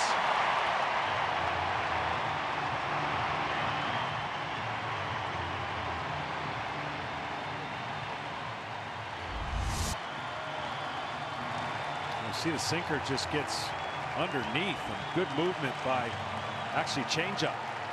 The first changeup we've seen out of Jake. That could go either way. Could very well be a pass ball. And it is. Runners at second and third, 2 out. Here's a 1-0. Crisp opportunity. 2-0.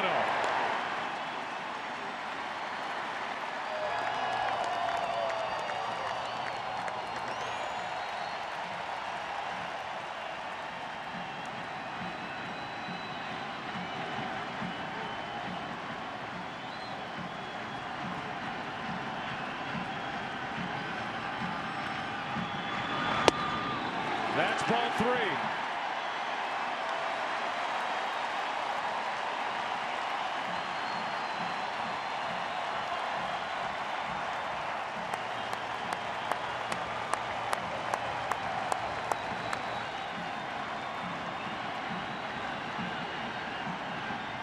Crisp on 3-0 with his team down 6. Loads him up.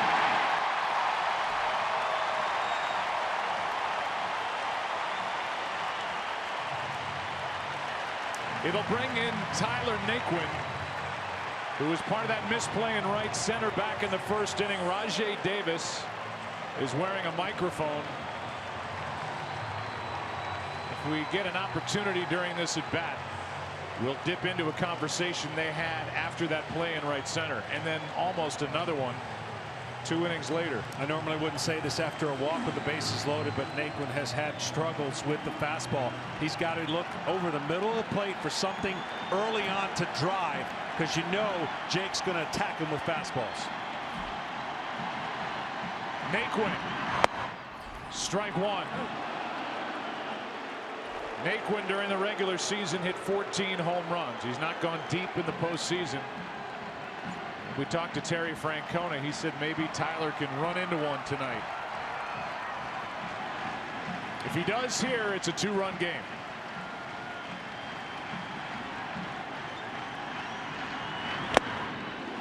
Coming right after him, strike 2. Yeah, and that's just been the book. And that pitch split the middle part of the plate right there, but the good movement at the end.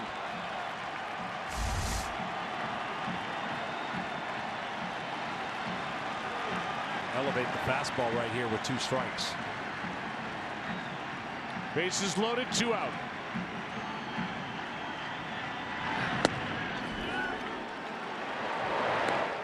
In case you're wondering, there have never been 2 grand slams in one World Series game.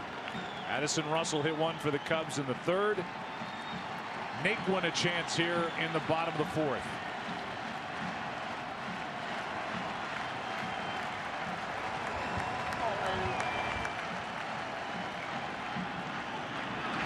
Struck him out.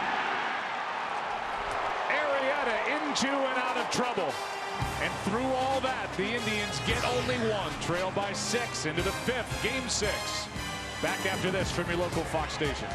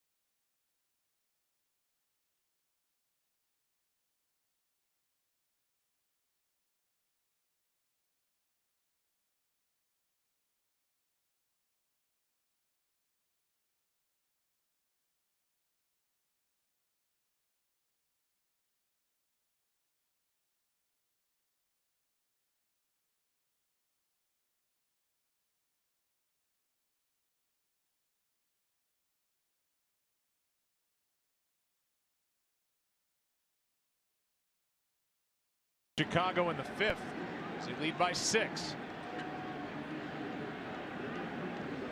How about that? Joining a list with Mickey Mantle, youngest player with home runs in back-to-back games of a World Series with his team facing elimination. Bryant went deep to get the scoring started in Game 5, and he went deep to get the scoring started in Game 6. This time it happened in the 1st. Salazar back to work. The ball and a strike on Chris Bryant. Part of that discussion, I think, also with Bosio going out there was, look, if it doesn't go well, the count not in your favor. With Crisp, know who's on deck, and you feel better. And obviously, the fastball command, and we've seen 2 at bats and 2 strikeouts. Hard hit left side. Lindor knocks it down, but no chance. And Bryant is heating up.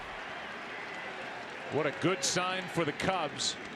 Chris Bryant, who struggled through the first 4 games of this World Series, is getting hot. How about tonight?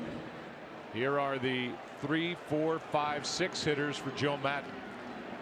Well, it's that first 5 that has done the damage that allowed Addison Russell to do exactly that, the grand slam. And when guys start heating up, I talked about the contagious effort it been for the Cubs. They all feel that mojo, and certainly in a desperate game, getting those runs early took a lot of pressure off of them, put a lot of pressure on the Indians.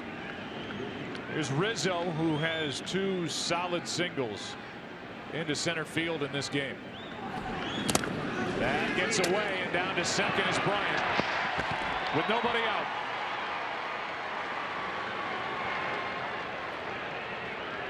We haven't seen a ton of offense this postseason because the pitching's been unbelievable. Also, the weather has had something to do with it. Well, an unusual 72 or plus degree night as we see that pass ball, and another warm one tomorrow. It's got to have the hitters feeling a lot better than they did in previous games.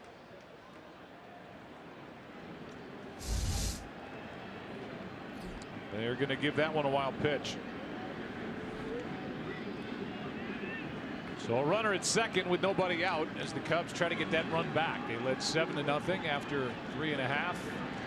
Indians just got 1 and left the bases loaded in the bottom of the 4th. 1-0 pitch. A ball and a strike.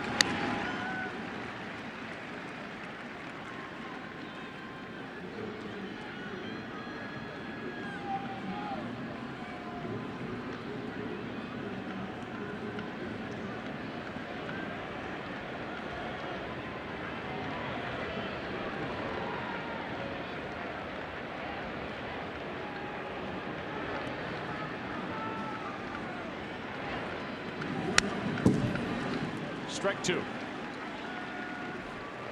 Talking about Chicago, and earlier I mentioned the last team down 3-1 to come back and win the World Series, the '85 Royals over the Cardinals. 11 teams have been down 3-1 since that '85 World Series, and the Cubs are one of just 5 to win Game 5. None of those teams went on to win Game 6.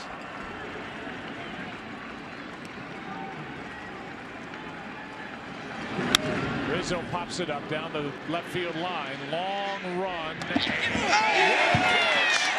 by Ramirez. What a play by Jose in foul ground. 1-0.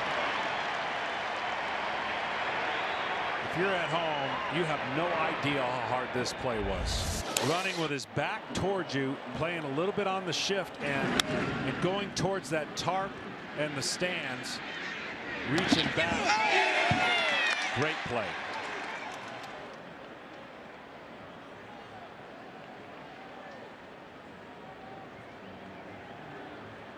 Tremendous effort by Jose Ramirez, and able to corral it for out number 1. The batter will be Zobrist.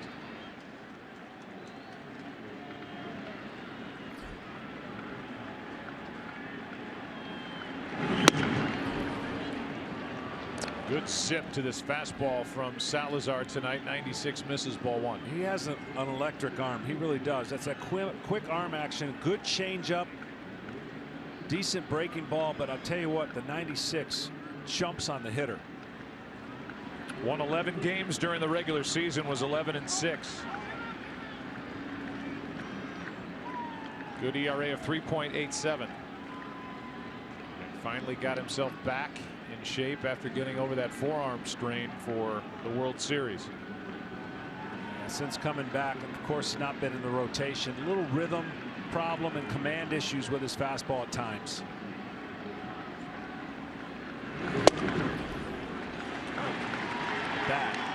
That is nice. Can't teach that. That four-seam backspin. You hear the pop of the glove.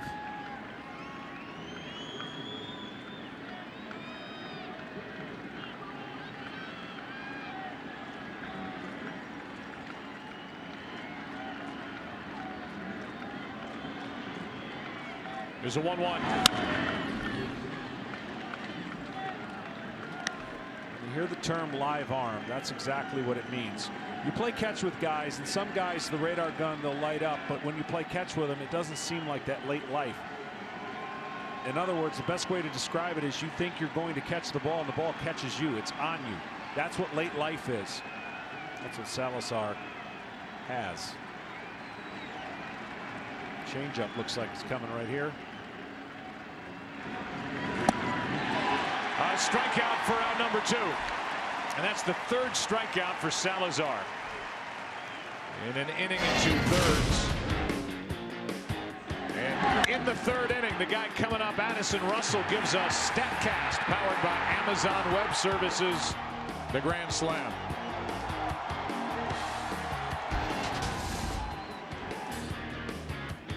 How about a 6 RBI night for Addison Russell? Part of our game summary, sponsored by Budweiser. And the second youngest player to hit a grand slam in a World Series game, Mickey Mantle, the youngest. So there's Mantle twice.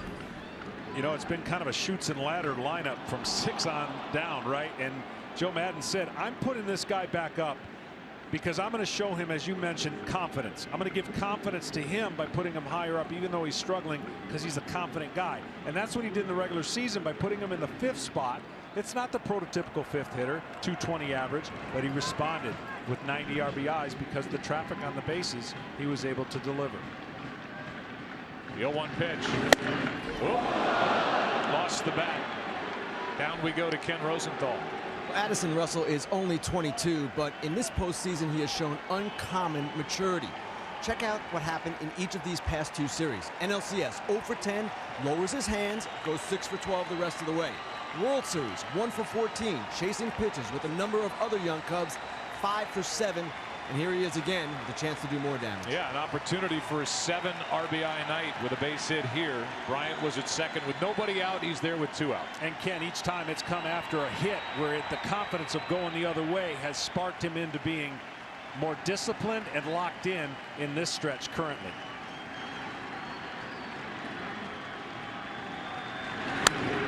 Good swing there.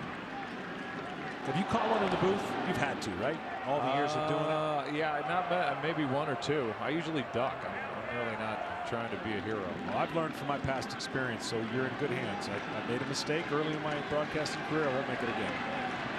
And it was a very bad spot that I got hit in. Oh. I was too eager, as we've seen a couple come up this way. See, I'm just calm now. I'm ready.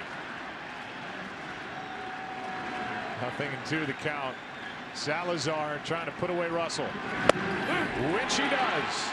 Got him looking. Strikeout number 4. Salazar gets out of trouble in the 5th. Halfway through game 6, Cubs lead it 7-1.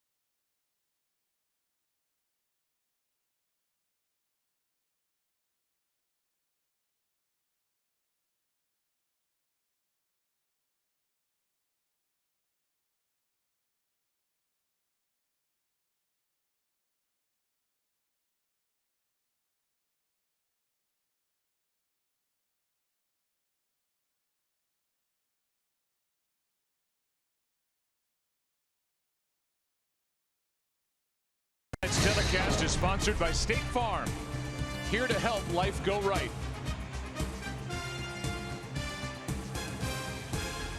We welcome you back to the World Series on Fox. Tonight's telecast is presented by T-Mobile One. Beautiful scene down below. Ballpark is alive and kicking. On the 1st of November 2016, Game 6, and the Cubs lead 7-1. As the number 9 hitter Roberto Perez looks at a strike from Jake Arrieta. 71 degrees at the start of the night. Inside, a ball and a strike. Yeah, what a blessing, because these two teams who are obviously trying to end a long drought, it won't be because of the weather that has any play in these last 2 games, which is going to be nice.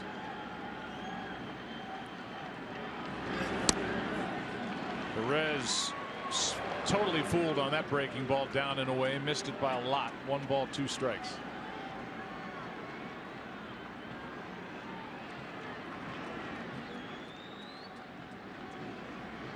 Arrieta has struck out 7, walked only 2, hit a batter. Got a big strikeout last inning with the bases loaded. That's down the chute, and goodbye to Roberto Perez. Strikeout number 8. Some people around the ballpark on this beautiful night. Mike Hargrove, Jim Thome. Al Roker is here with the Cleveland hat on. There's Drew Carey. Great guy. Bill Murray, you know, he's in the house watching his beloved Cubs. Clearly Pearl Jam is not on tour. Eddie Vedder back for more, and Chris Chelios, his seatmate. 19 points tonight, 13 boards for LeBron James, and an 8-point win next door for the Cavs over the Rockets. It's amazing when you're part of a city and celebrating a championship like they did in the NBA. Everybody in every sport starts rooting. I mean, this is a natural thing for the Cavs to want to see the Indians do what the Cavs did. Every sport gets caught up in it.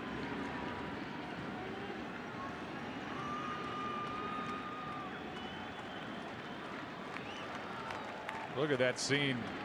Gateway Plaza. Here's a foul. Terry Francona wanted to come in and watch the parade for the Cleveland Cavaliers when they had it. And he was in the stadium here looking over at 1.3 million fans lining the streets of Cleveland to celebrate LeBron and the Cavs. What a scene that was. Will there be another parade? Same year. Here's a pop-up on the infield. Rizzo took his eye off the ball for a moment. Has it. 2 out. So they win it in June, coming back to beat Golden State, and look at that. That's unbelievable. Just great. And then on October 25th, raising of the banner, the rings, which are rather large. When we had Game 1 of this World Series, a win by the Indians, a celebration for the Cavs. Cavs won that night too. Here's a pitch that bounces into Kipnis.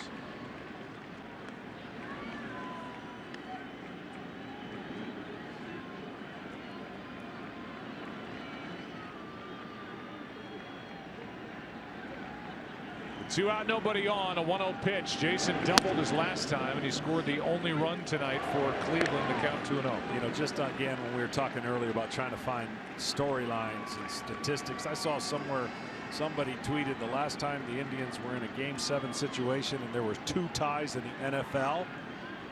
They did. Well, yeah, exactly. Come on. How long do you got to search stuff like that? By the way, there's 2 ties in the NFL. Yeah, there are. Right-hander Jeff Manship is getting loose.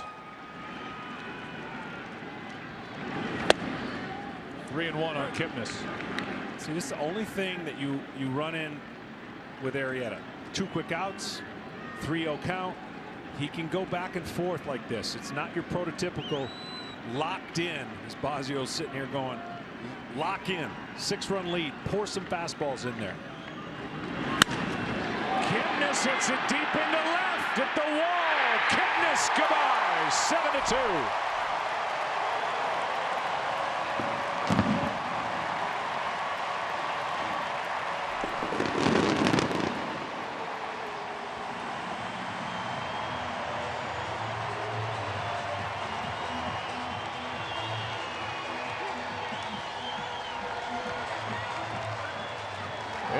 Fell behind in the count and paid the price. You know, we used to have back in the day a fine if you got 2 outs and you went 3-0, and there's the home run celebration.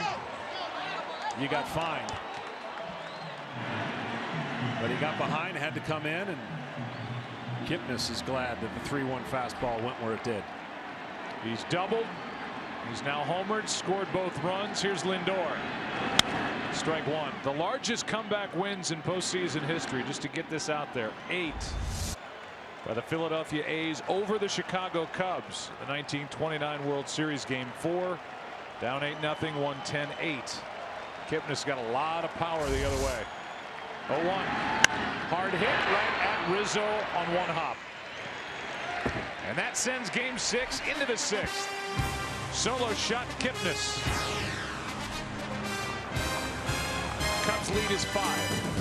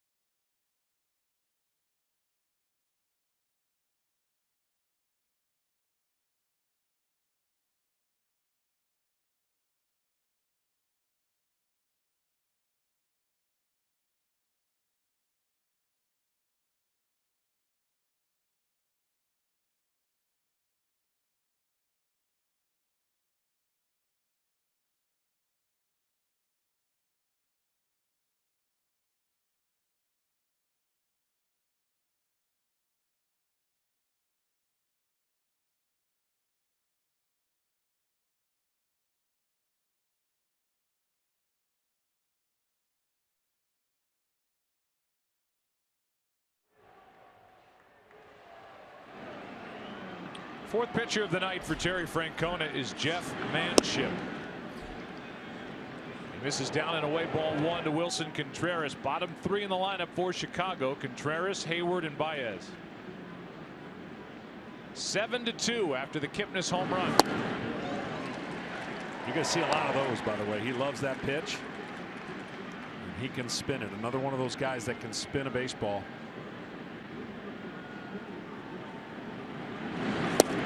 think we have set the unofficial record for the use of the word spin during a World Series. It's a new word that everybody uses now because they can measure how many times that baseball is spinning to home plate. But that's what you're seeing the Cubs do a lot.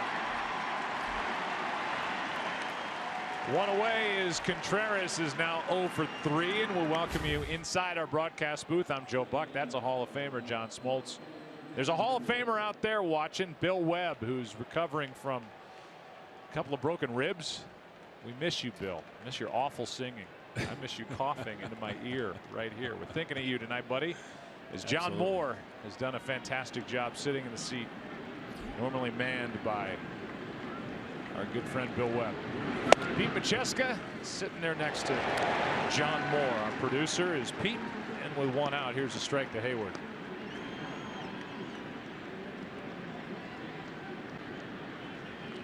Manship, Hayward, strike 2.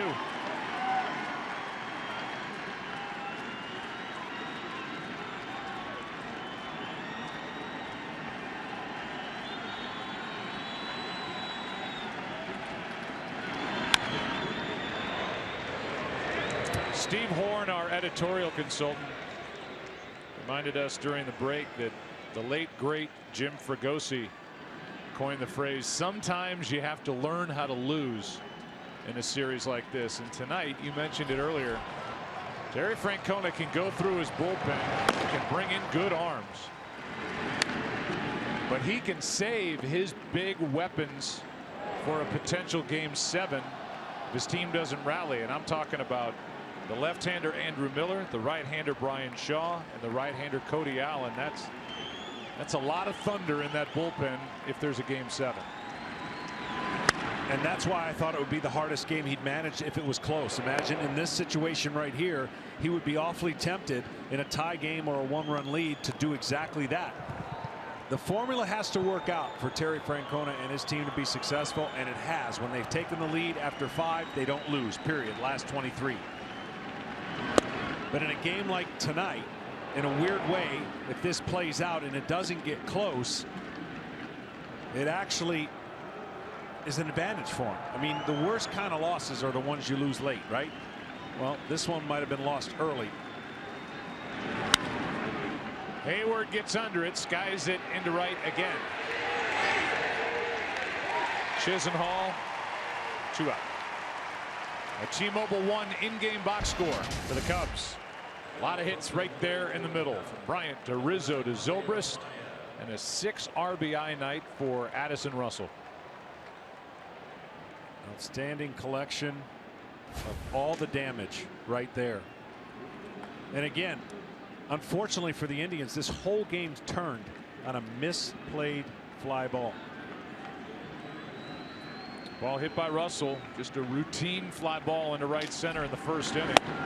With this crowd as loud as it was, Chisenhall and Naquin didn't communicate properly, and the ball literally just fell with the two looking at each other. And usually that doesn't happen at home because the crowd is not as loud when a fly ball goes out that they know is going to be an out. I remember at the Metrodome, not only was it hard to see because of the white ceiling, but they were so loud, and we had a misplay between our right fielder David Justice and Mark Lemke, and it provided some runs for the Twins.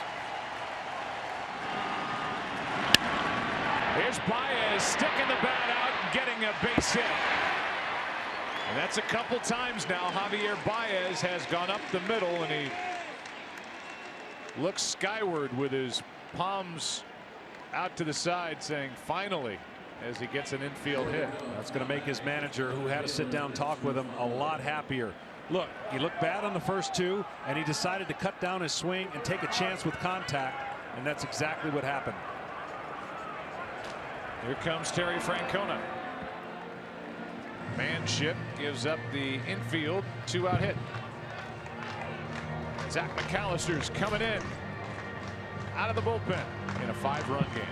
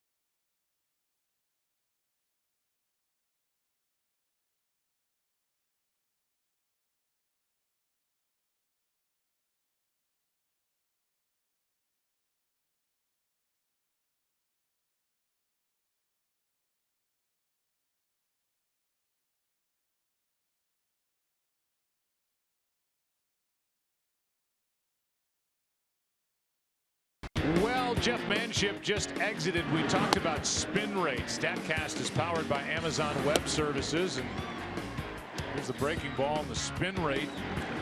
These pitches from Jeff Manship, and this is what's measured.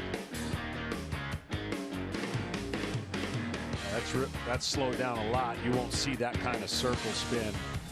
The hitter at least won't see it like that. It's in RPMs as Fowler flies one into left center, and there they are again. Naquin flashing in front of the left fielder Crisp. The inning is over. Bottom of the 6th inning rolls in Game 6. Indians will bat down by 5.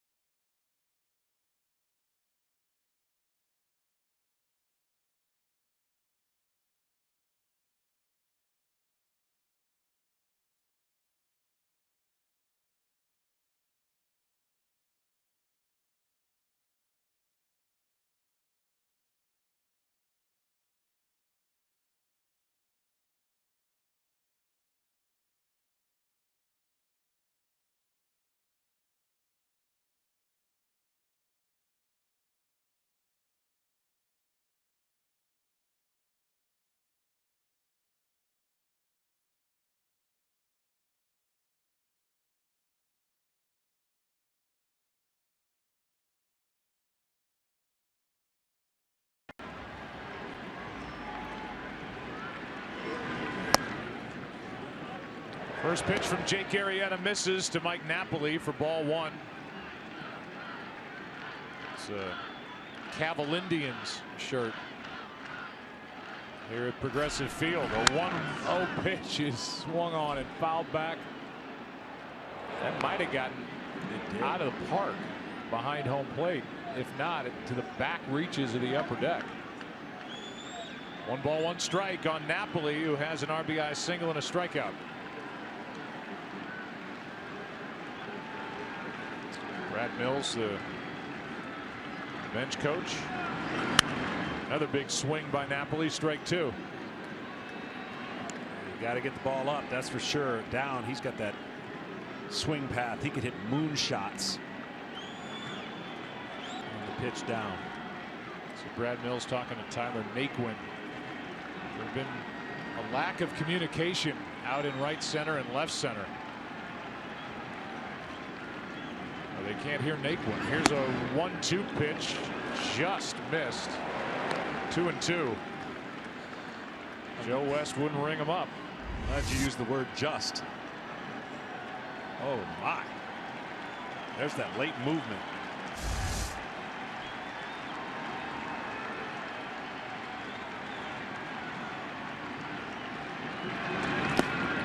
A swing and a miss on the very next delivery, and a strikeout starts the 6th. You know what's so impressive right there of Arrieta? I mean, he doesn't show a ton of emotion anyways, but to just sit there and know, no big deal. All right, I know that was a strike. I'm not going to overreact. And make a quality pitch after the curveball, after he sees the fastball and thinks a curveball pitch here. Joe Maddon would love nothing more than to ride him at 125 pitches and give him 7-8 innings if the score stays like this. This is the time, though, where he has shown, Arrieta has, to leak a little bit, and he has to get the bullpen up. But with a 5-run lead and about 88 pitches, he would love to see at least get to the 7th or through the 7th. Jose Ramirez takes the ball. Jake Arrieta went 5 2/3 in game 2. 1 run on 2 hits, but 3 walks. Tonight he's walked 2, struck out 9 after getting Napoli a moment ago. That is high, 2-0. Yeah, the difference in that first game, besides the grip and the weather, is that he was throwing a no-hitter and would have been taken out, because it wasn't the prototypical no-hitter where he locked in. He was all over the place a little bit. Tonight he has been much better. I mean, the pitches that he's missed have been close, and he got behind and gave up a 3-1 home run, but looks a lot better.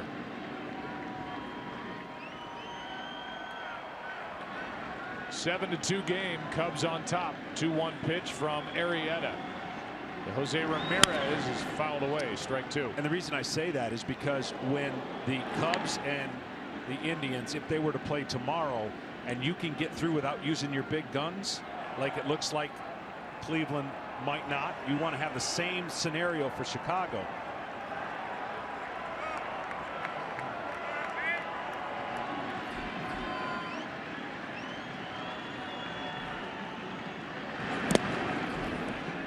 That's ball 3. 3-2. The big guns out of the bullpen. He's one of them, Mike Montgomery, who's now rested and getting loose in case something starts for Cleveland. Obviously, Aroldis Chapman. And then, if there is a game 7, John Lester would be down there for Joe Maddon.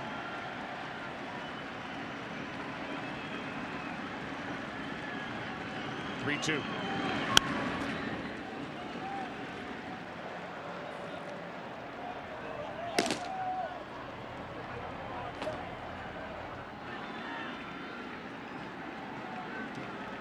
Used to be with the closers, each game you don't use them in big games and big series, just add an out, meaning the next time they pitch, however many times they did, you add another out to each one of those outings. That's where you get to 2 innings, 2 1/3, 2 2/3. That's what I anticipate tomorrow if there is that.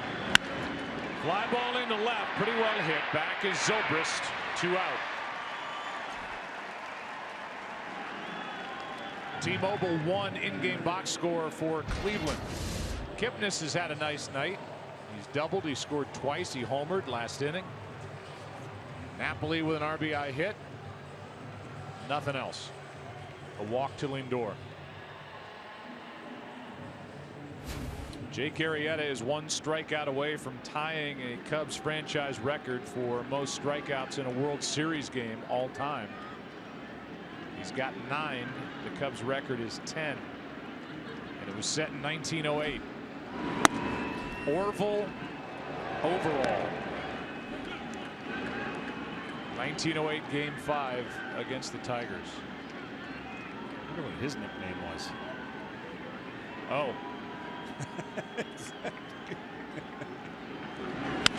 Strike 1. You can't add a Y to any of that like most guys do when they have nicknames. O squared. I like O.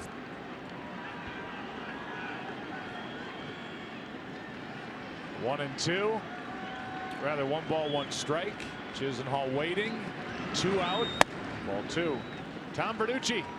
Yeah, Jake's fastball tonight obviously on point. I'll start with a disclaimer. They did give him 3 runs before he took the mound. That's like Smoltz giving me some strokes before we get to the first tee. It helps, but it doesn't guarantee anything. What we're seeing here, extreme velocity. He hit 97 early in this game. He's done that once the entire season. And we talked a lot about the short rest for Josh Tomlin. Didn't talk much about the extra rest for Jake Arrieta. Look at the difference, guys. You're seeing a guy on November 1st throwing the baseball as hard as he has all year long. Their season in which he threw just under 200 innings in the regular season, 197 1/3. The count's full now with 2 out, nobody on Chisenhall. Well, really, the last month and a half, the Cubs had the luxury to kind of go to a 6-man rotation. They were in cruise control. So their starters coming into this series, they were going to use 4. Nobody comes back on short rest. Everybody they faced, it seemed like, had to come back on short rest after the San Francisco series. Did it with the Dodgers. And then here against the Indians, another foul by Chisenhall. Obviously Kershaw tried to do it. And now it's only 3 starters. If there is a game 7, it'll be Corey Kluber trying to do it for a 2nd time within this series alone. 3rd time this postseason. 3-2 pitch. 2-out walk. 3rd walk handed out by Arrieta.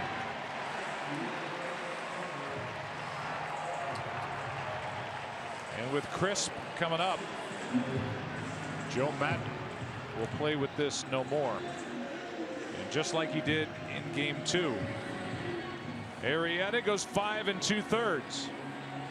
He leaves up by 5 with a man on, and Mike Montgomery will come into the game with Crisp, the scheduled hitter. Good work tonight for Arrieta.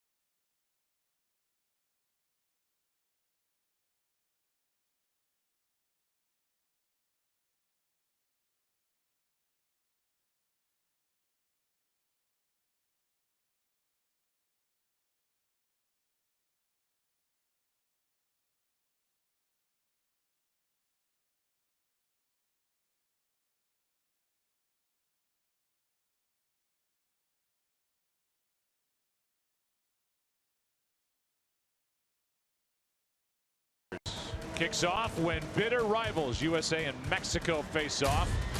Will it be Dos Acero again? Coverage begins Friday, November 11th at 7 Eastern on FS1. Or watch it live on Fox Sports Go. Tonight's aerial coverage as you look at the Rock and Roll Hall of Fame, brought to you by DirecTV. If you call yourself a sports fan, you got to get DirecTV. Call 1-800-DirecTV. Here's Brandon Guyer to take on Mike Montgomery. 1 on, 2 out. Yeah, interesting move here. The matchups favor Cleveland. That's why I thought he might leave in Jake. But 1 pitch. Russell flips for the out as Baez keeps his foot on the bag. And the forced out ends the 6th. This ball came up on Russell, smothered it, gathered, and flipped for the out. 7-2 after 6. Back after this from your local Fox station.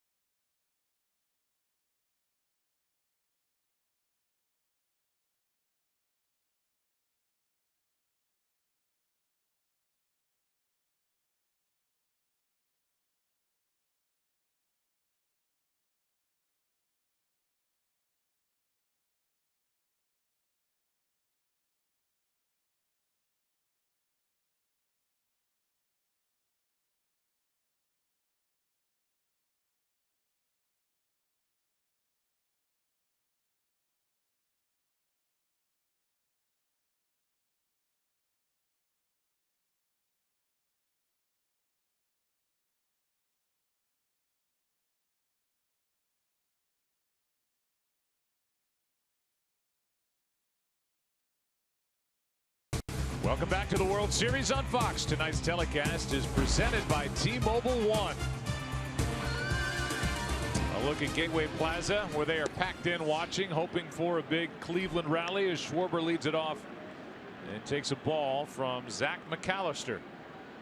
Brandon Guyer, who pinch hit, stays in the game and left. Schwarber 0 for 2 with a walk and a run scored. And has his first hit of the night. On to start the 7th inning with Bryant coming up. Guy could flat out hit.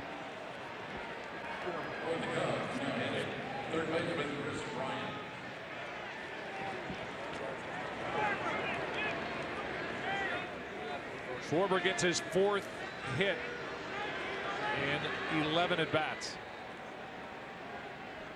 He's also got 3 walks. Here's Chris Bryant. Bryant 2 for 3 tonight. Homered in the first, singled leading off the 5th, and then was stranded at second base when Rizzo, Zobrist, and Russell were taken care of by Salazar. Strike 1. There's no reason to really hold Schwarber for Napoli. Bryant rarely goes that way anyways. There's a big gap between first and second, but typically if there was nobody on, the first baseman could help out in that area. I don't think Schwarber is going to be thinking about going anywhere. Station to station. Not after the knee surgery. Next one to Bryant. Outside for a ball.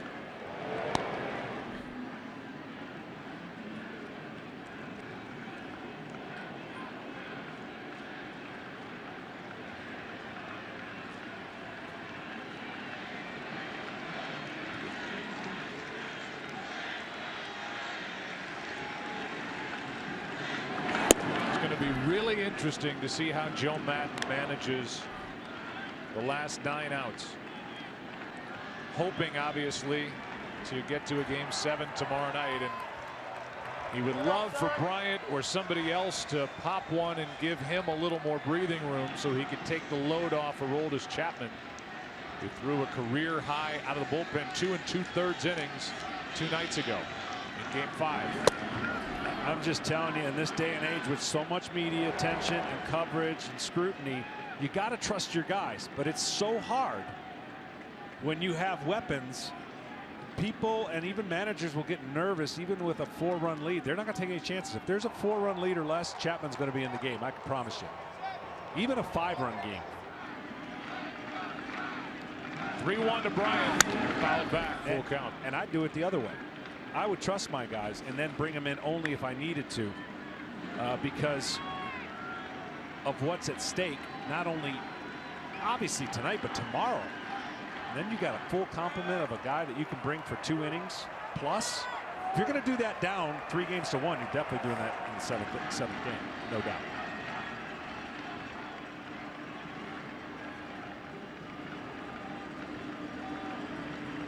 (3-2) to Bryant.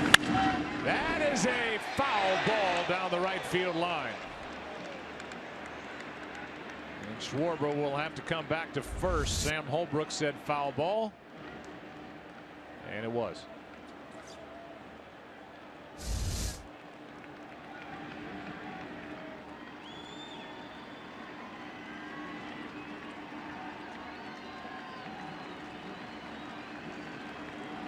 Bryant looking for a 3-hit night.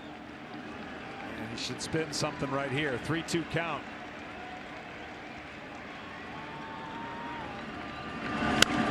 Popped up. Foul territory and out of room is the catcher Roberto Perez. Well, he's throwing 97, 98, but he's getting close to that nitro zone for Bryant. They're the guys on the postgame show on FS1. Kevin Burkhardt, Alex Rodriguez, hit and hurt. Pete Rose and Frank Thomas. Clevenger up for the 2nd time tonight. The left-hander is Ryan Merritt. Game 5 star in the ALCS. Line drive, base hit, and a 3-hit night for Chris Bryant. First 2 are on for Chicago here in the 7th. Getting too good of swings and seeing all those fastballs.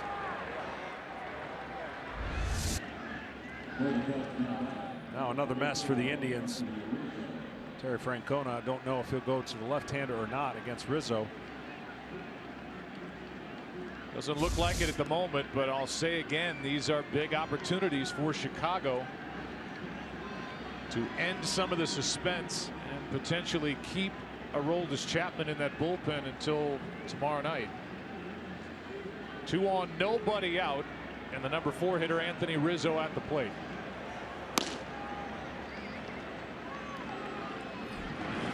Ball 1.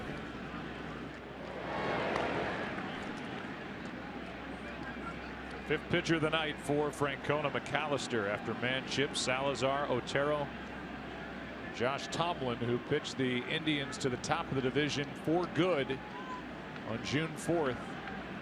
2-0 this postseason tonight. Lasted less than 3. Ball 2, 2-0.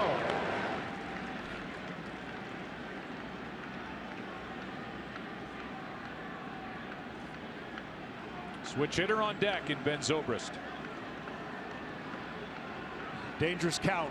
Rizzo, such a good hitter, disciplined to look at one spot and looking to lift. Be surprised if this ball was hittable on the ground. Fouls it back behind the plate and out of play. Rizzo homered twice during the NLCS. Once at Dodger Stadium, once at Wrigley. Has not gone deep in this World Series. 2 for 3 tonight. And 7 for 20 against Cleveland. San Francisco did the best job against Rizzo. They just flat out didn't pitch to him, and it was frustrating. And that number you were talking about, 1 for 23, I think, at one point.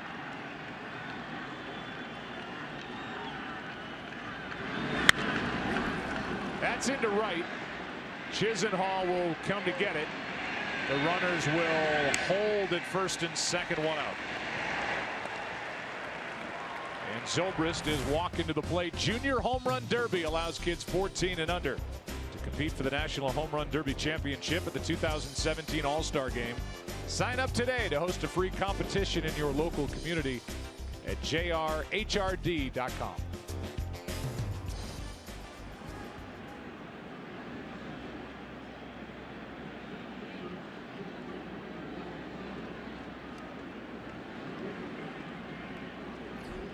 Here's Zobrist, 2 for 3. Singles in the first and the third, and now he flies one into left. Back is Geyer in front of the track, 2 out.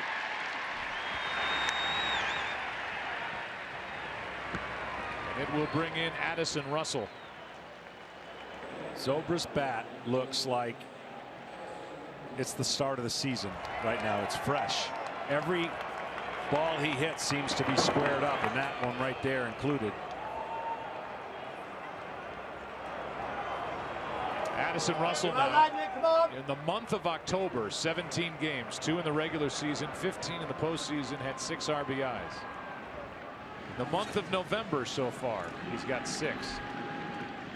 This being November 1st, game 6, ball 1.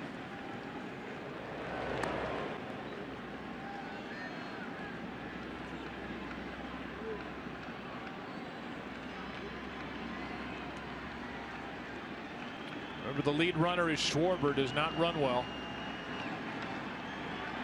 Bryant, the trail runner at first, 2 out now. McAllister trying to keep Cleveland in the ballgame. 97 past the bat of Russell, strike 1. Wow. First pitch slider and then fastball. Here you go. Try and hit it. He had a good swing on it.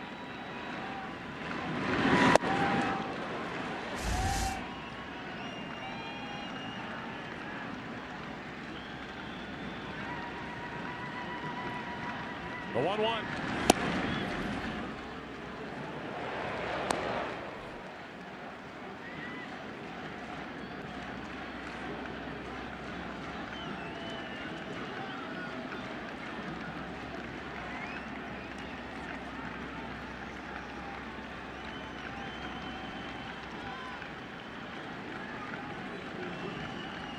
And now the 2-1. Hard hit, but right at Ramirez. And the inning is over. Good job by McAllister to get around the back-to-back hits by Schwarber and Bryant. Time to stretch. Cubs lead still 5.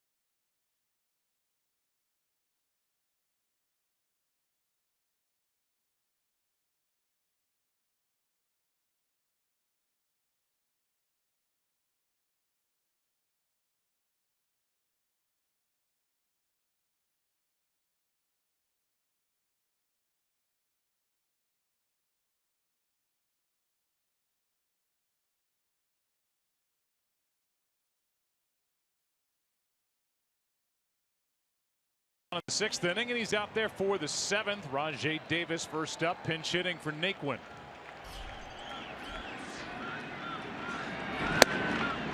Ball 1 from the lefty, picked up in season from Seattle. Davis had a nice game 5. A couple of hits, 3 stolen bases. 1 ball, 1 strike. You saw the numbers, just 3 for 27 this postseason. He gets on, he can get things started for Cleveland, down by 5. 7th inning of game 6.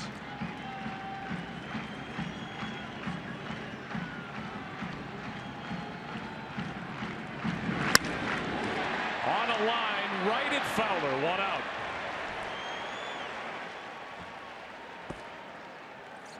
Number 9 hitter will be Roberto Perez. This week, start your Sunday with Fox NFL Kickoff and America's #1 pregame show. Then it's rookie sensation Dak Prescott and the Cowboys taking on the Browns, or the Eagles collide with the Giants, or other regional action. Coverage begins this Sunday at 11 Eastern on Fox. Lions just keep getting missed out. No, I see them on there, but I don't blame you. I really don't. Home of the Cleveland Browns. They've got the Cowboys coming to town. Well, right now, Detroit, 500 club, but they're in a division that seems more winnable by the week.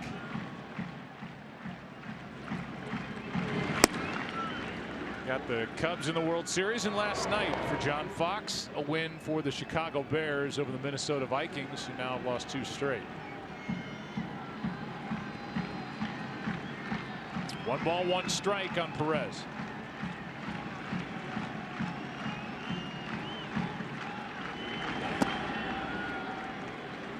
Montgomery's curveball breaks so much. He's actually got to start it up higher than most, especially to the right-handed hitter. It's something your brain doesn't always get around when you're thinking about throwing it for strikes. You're hoping that you swing, the hitter swings at him. Here's a 2-1.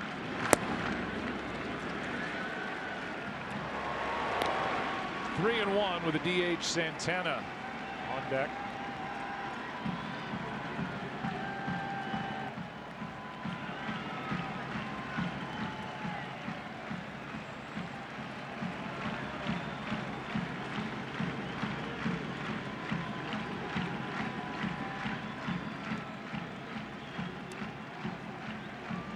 Three 1.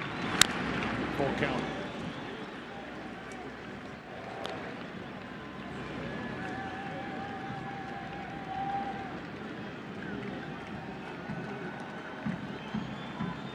Perez's fly to center struck out. Starter Jake Arrieta very strong tonight. 2 runs, 3 hits, 9 strikeouts, 3 walks. Then Montgomery, his 3-2 is down for ball 4. A 1-out walk.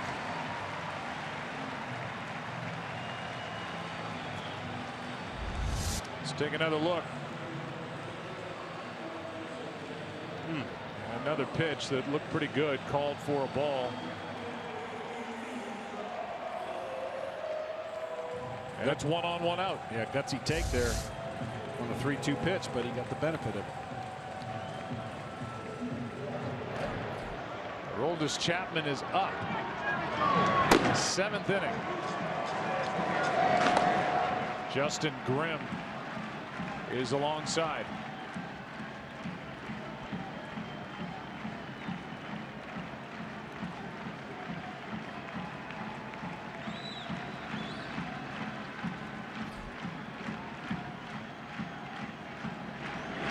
Strike 1. Santana tonight 0 for 3. He's got 9 hits this postseason. 3 of them have left the park.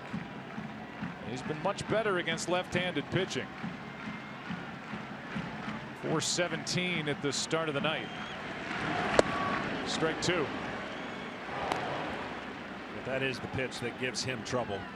You've seen 2 good breaking balls after walking Perez.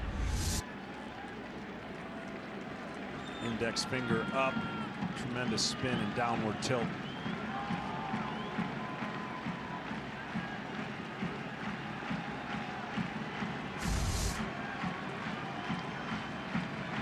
The 0-2.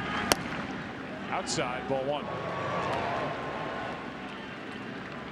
Are you surprised to see Aroldis Chapman getting loose for the Cubs in their bullpen here in the 7th of a 5-run game? I am. I mean, I understand it in theory, but I am, because that's what I was saying about now the advantage. Here's a fly ball into center. Fowler has out number 2. That's why you have an advantage being up 3-2 and 2 games to play 1 for the Cleveland Indians, because Joe Maddon can't really take chances and assume in theory that you're just going to get to game 7. He has to be prepared to stop any kind of scenario. But man, it really does change the environment if Chapman has to pitch multiple innings in a game. Like, I know it's the last 2 games of the year and you got all off season to rest, but you're human. You're going to be a little fatigued even with the adrenaline rush of a World Series game 7. Well, you saw the bullpen phone ring. I wonder if they told Chapman to stop after that second out of the inning. You just don't want to get him too hot. Well, the answer is no. He's still going, and he's throwing like he's coming in this game.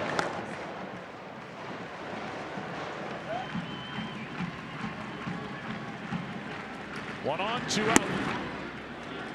And counts 2-0 now on Kipnis, who's had a nice night with a homer and a double. And the surprise for me, if you go back to the the LA situation, when they got him up, it was a relatively close game. The Cubs blew it open, and they brought him in and he gave up some runs and just looked disinterested in game 5. That's what you want to avoid here.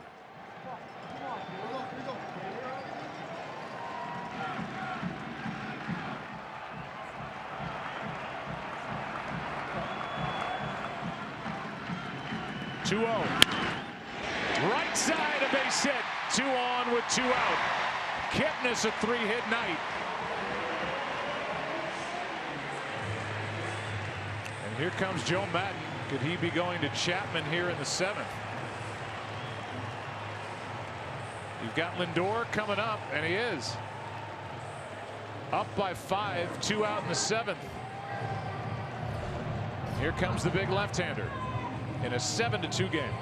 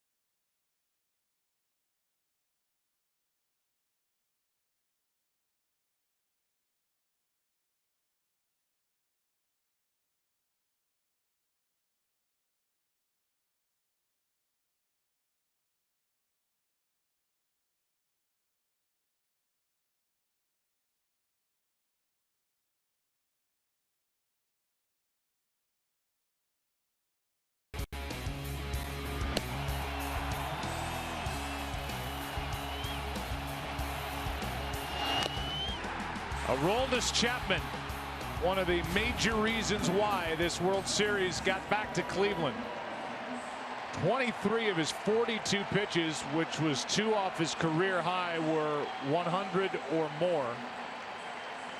But after asking Chapman for 8 outs 2 nights ago, is Joe Maddon in a 5-run game asking him for 7 outs tonight? I don't know, but when can you say this? The Indians are thrilled he's in the game. Think about it. Because regardless of what happens in this game, they will have typically burned up Chapman for multiple innings, it looks like, if there's a game 7. Lindor, strike 1. So yes, Joe Maddon is going. I thought, you know, taking out Arrieta early has propelled this to be this scenario, because when you take out Arrieta that early, you then force your bullpen to eat up the rest of the innings, and then you're almost forced to go to a scenario similar to this because you want to get to game 7. Here's the 0-1. Ground ball right side. Chapman, a race to the bag, safe. And the bases are loaded.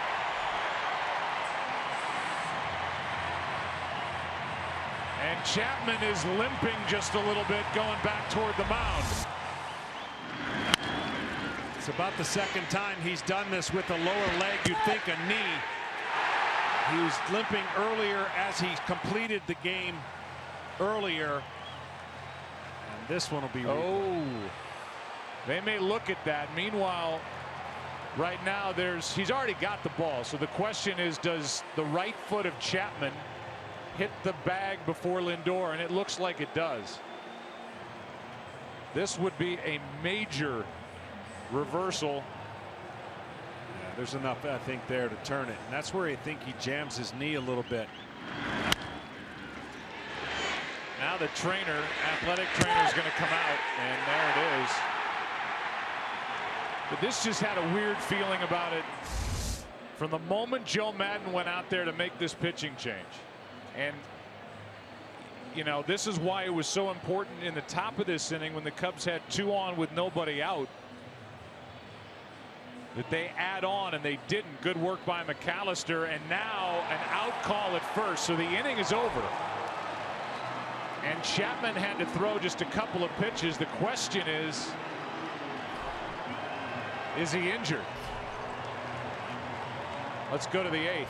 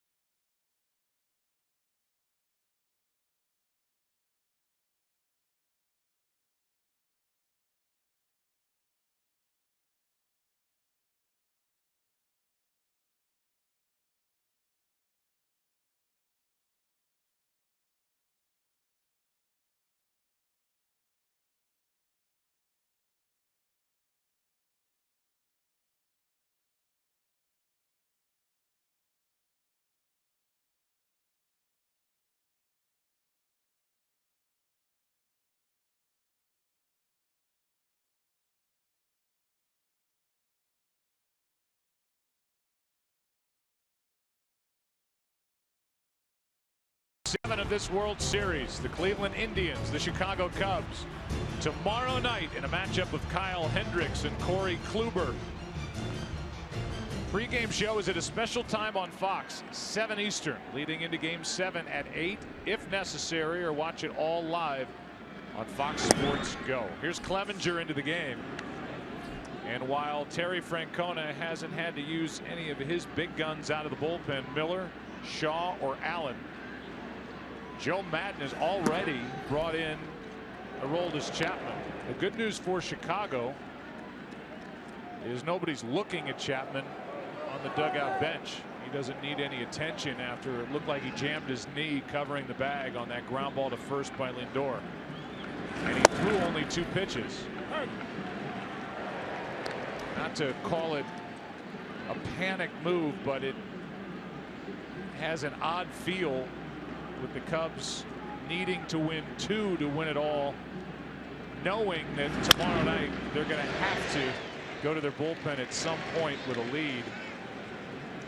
Joe Maddon went for the throat here in the 7th inning. Now we're in the 8th, asking for 7 outs from a guy who gave him 8 outs and 42 pitches 2 nights ago. Yeah, you typically would go to this move if you needed just this game to win. I mean, no doubt. But I get the theory in general. There's no tomorrow if we don't win tonight.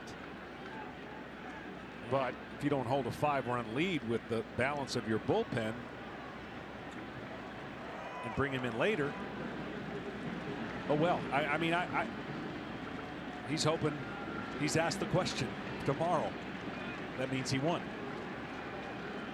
Here's the 2-2 as Davis takes over in center. That's outside for a ball. Again, the Cubs had a runner at second. Nobody out in the 5th inning, didn't score. Had 2 on with nobody out in the top of the 7th inning. And didn't add to a 5-run lead. That played a role in bringing Chapman in the 7th inning as well. That's ball 4.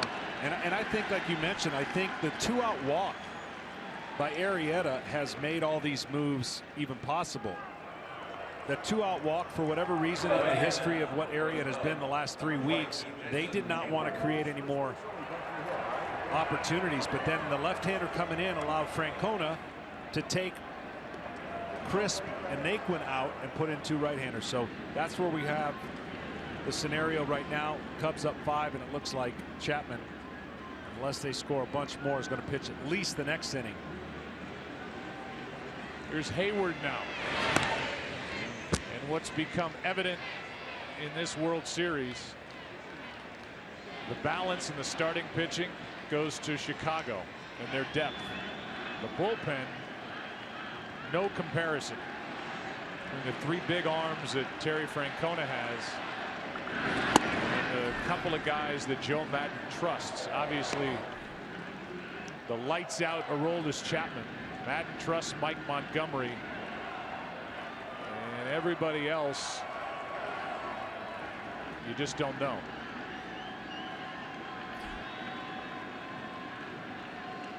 And all have been good for long stretches this season. That's up and away 2-0.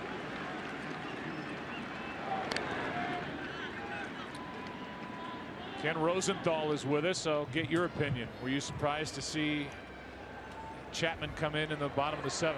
Very surprised. And let's face it, despite the situation at the time, the chances of the Cubs winning were still excellent. Now my question now is, how long will he go? Will he indeed finish this game, or will they look to someone else to close it out to preserve him more for tomorrow? Here's a double play ball off the bat of Hayward. Out at second, got them both. And with 2 out, nobody on, the batter will be Baez. Tom Verducci, what did you think of that move? Well, certainly surprised, but think about this, guys. If we get to a Game 7, Joe Maddon can cover 9 innings with Kyle Hendricks, John Lester, and John Lackey, 3 of his 4 top starting pitchers. And I think even if Chapman closes this game, available for probably maybe 1 or 2 outs tomorrow. I think he's going to be available for more, but I don't think you bring him in this game if you don't anticipate him finishing it. So he's in it for the foreseeable future of this game. So 2 innings and a third, He can limit the pitches and get quick outs. But again, if you're the Indians and you're not going to win, to have him pitch 2 innings and a third, you got to feel great going into Game 7 with your ace on the mound and your ace in the hole. 3 guys that could come in as early as the 4th or 5th inning. This really, in my mind, shortens up the game and the window for the Cubs to get the lead tomorrow more than ever, because we've seen what Terry Francona has done with his weapons. So I believe it's Chapman's to finish. And it's advantage Cleveland if there's a Game 7. That's strike 3, and the inning is over. Clevenger gets around the leadoff walk. Bottom of the 8th inning rolls in. Napoli, Ramirez, Chisenhall coming up for Chapman and the Cubs, who lead by 5.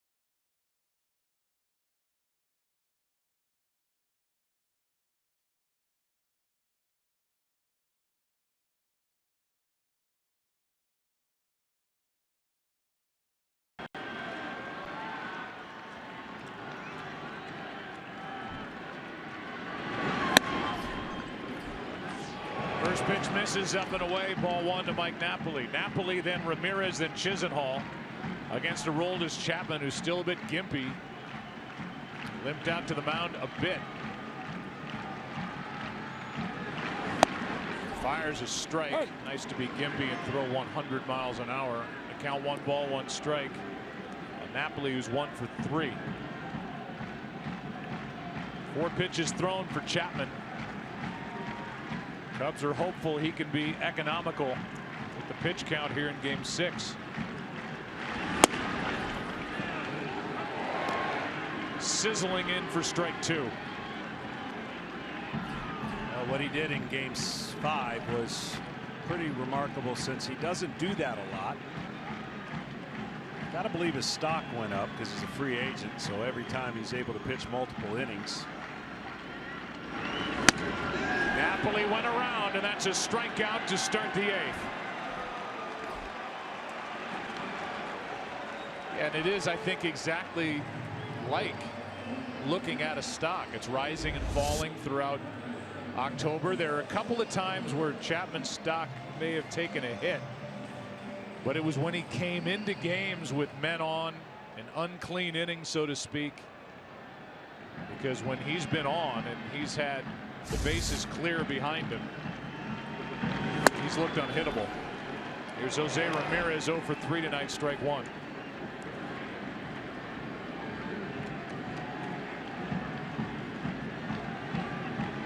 Here's an 8-out save for Chapman in game 5.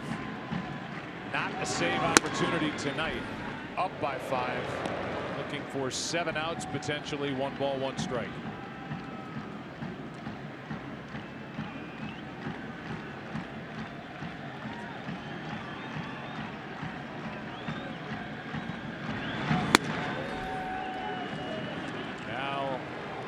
Pitch called high for ball 2, 2-1.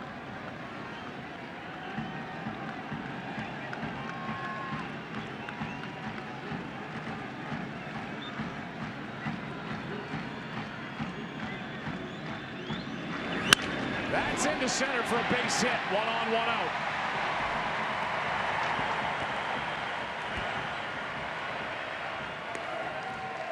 And Yan Gomes will come off the bench and bat for Chisenhall.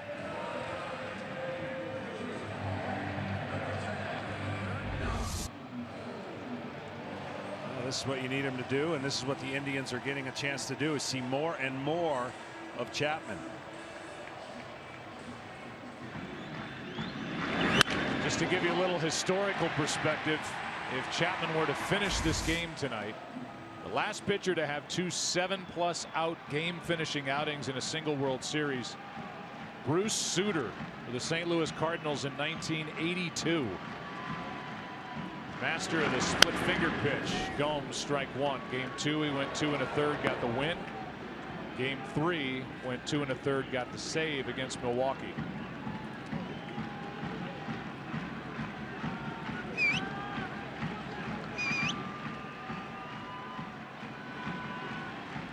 Gomes is 0 for 2 this postseason, both at bats coming in this World Series. 1 ball, 1 strike.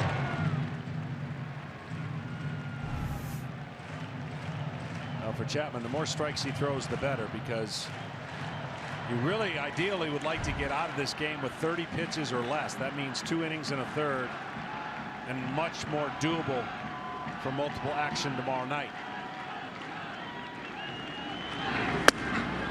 He hits the 40 pitch mark. You're asking a lot. He'll pitch tomorrow if there's a game 7, no matter how many pitches he throws. That I'm sure of, but the effectiveness is what goes in question. How sharp, how late life fastball he have versus generated lower leg velocity. There's a big difference. 2 balls and a strike now on Gomes.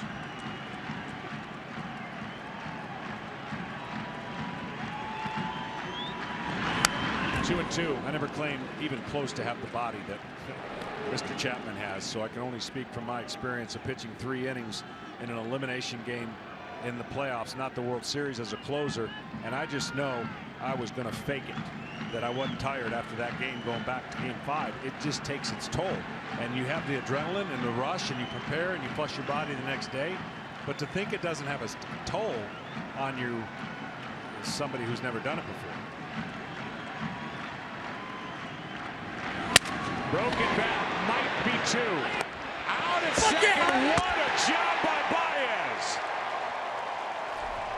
Unbelievable turn by Javier Baez as he took an errant toss, stepped on the bag, and fires across for the double play, and that takes a load off Aroldis Chapman. Circle that. Baez with the good glove work again. A magician at second base. 9th inning now. Game 6. Cubs by 5.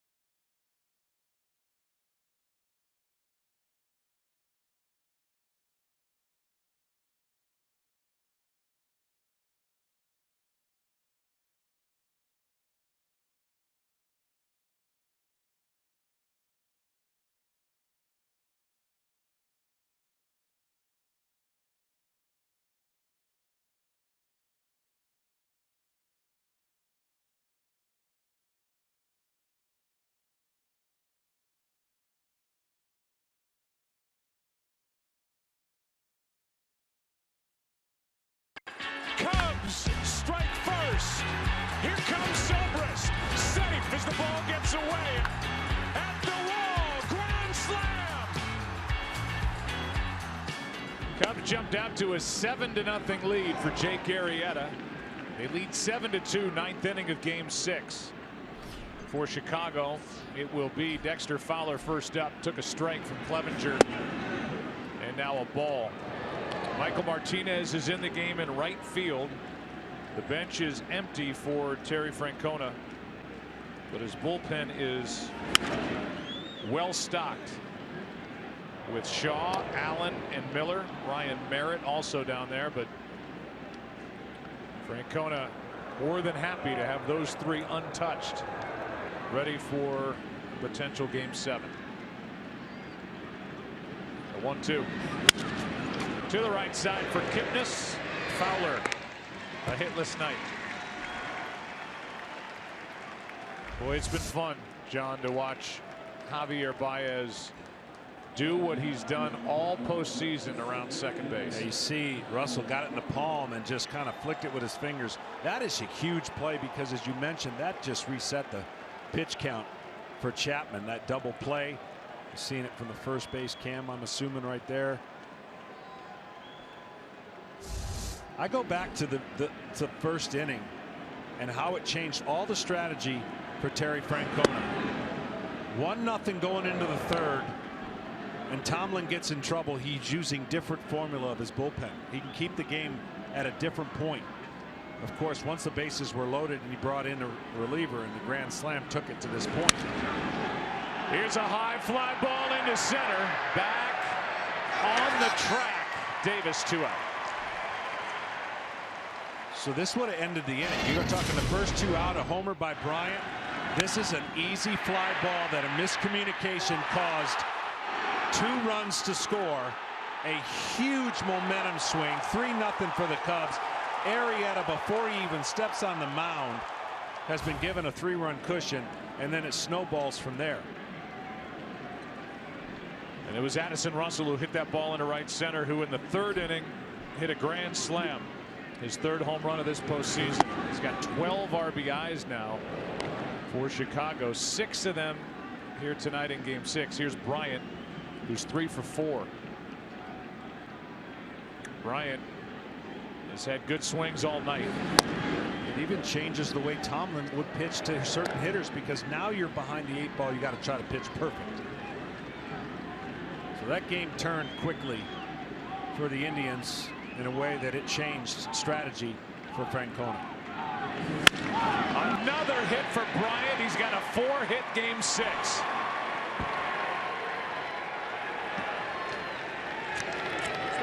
And that's big momentum for their number 3 hitter again, heading into a potential Game 7. Bryant 3, Rizzo 4. They haven't hit in these spots since July 3rd. Here's Rizzo. Best move that Madden made today was putting Schwarber in the 2nd spot, period. It has affected the lineup. It affects a pitcher in the way that you face a lineup.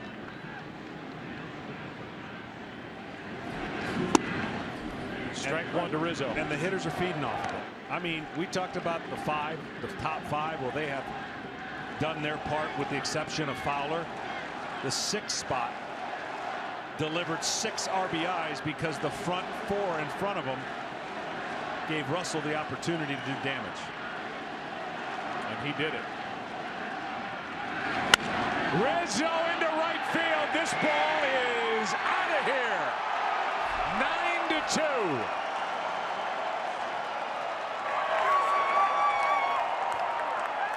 The lead is back to 7 here in the 9th inning. And we'll see if that changes the strategy in the bottom of this frame. 9-2 Chicago. And a big night by the 3-4 hitters for Joe Madden.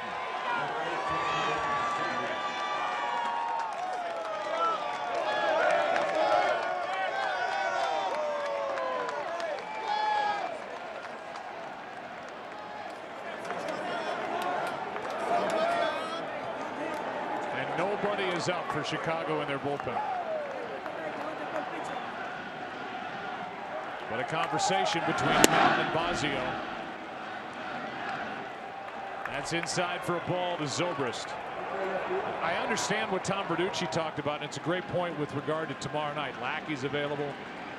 Lester's available. You're talking about having two vets do something they're not used to doing, and Lester is a guy who, as we've talked about and seen, has a impossible time keeping runners close. So yeah, it's John Lester with his stuff, but in a tight game, how much do you trust him going in if you can't hold runners close to the base? Yeah, you're totally right. And the only way he comes in is he starts the inning. And the only way he starts the inning is if they got a 2 or 3 run lead. In my opinion, based on what you just said, Lackey could give you some length if you need it late or extra innings. But the beauty of this game, it's not easy managing. And it looks like the Cubs are going to fight to face a game 7 and worry about all of that as it comes about. Well, now Bosio's on the phone. We'll see who springs to action. But I think where you were going earlier is this. Zobrist takes a walk. If you don't trust the guys in the bullpen enough to get 3 outs before the other side gets 7, then you don't have a chance anyway. Correct. Home run for Rizzo to make it a 7-run game again. His first to the World Series.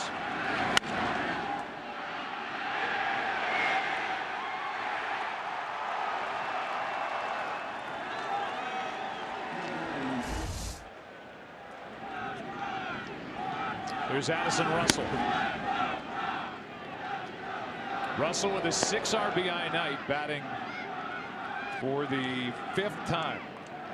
A 2-run double and a grand slam.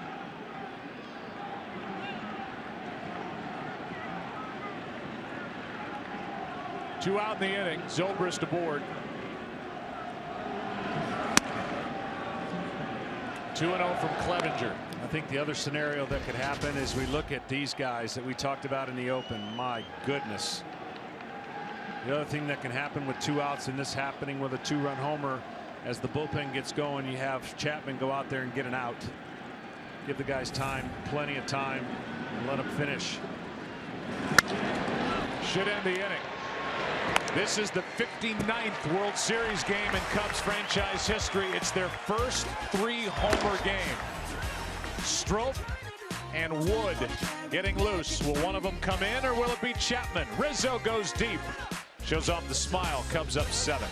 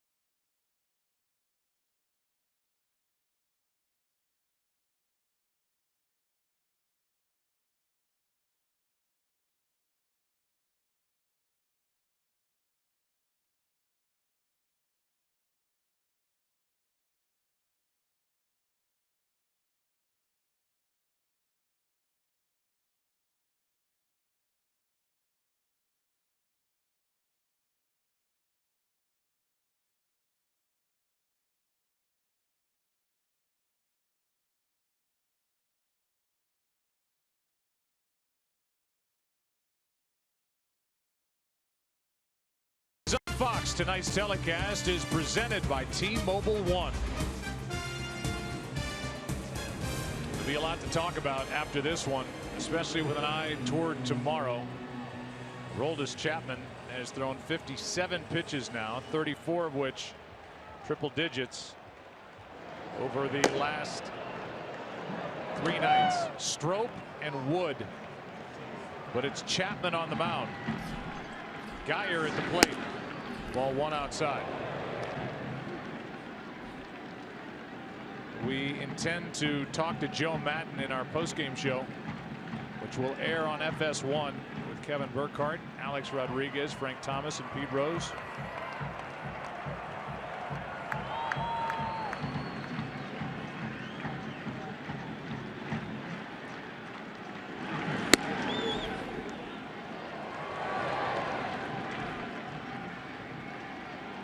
Two 2-0 the count on Geyer. Rajay Davis on deck. Cubs jumped out with 3 in the first, 4 in the third, have led throughout. Down by 7, swinging on a 2-0 pitch. It's 2-1. Explain that. I ought to give him a take for sure. But down 7, I guess I throw all those rules out. Down 2. 100% take. But at some point, don't you want to, maybe silly and splitting hairs, but make Chapman just keep throwing pitches? Yeah.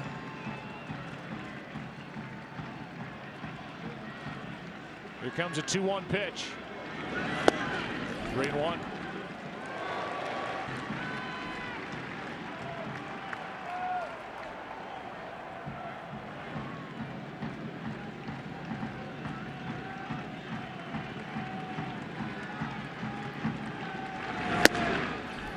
Walk. And we'll see if that's it. Yep.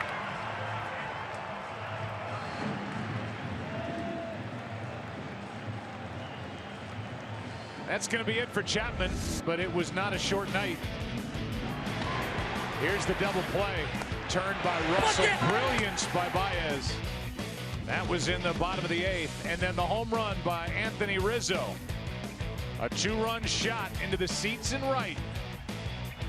And Rizzo and Bryant have had big nights.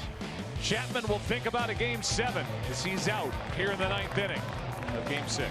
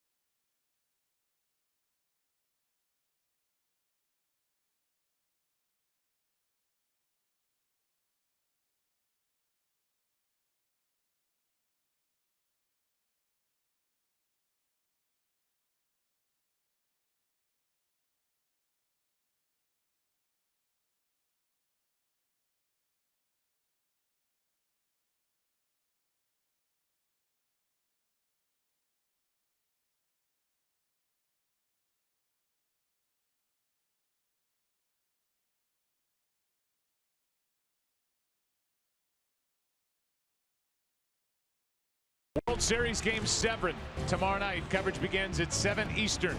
And a matchup of Kyle Hendricks and Corey Kluber. Special time on Fox, 7 Eastern. That's when we hit the air. Game time is 8 o'clock straight up, or watch it all live on Fox Sports Go. Pedro Strop delivers a strike.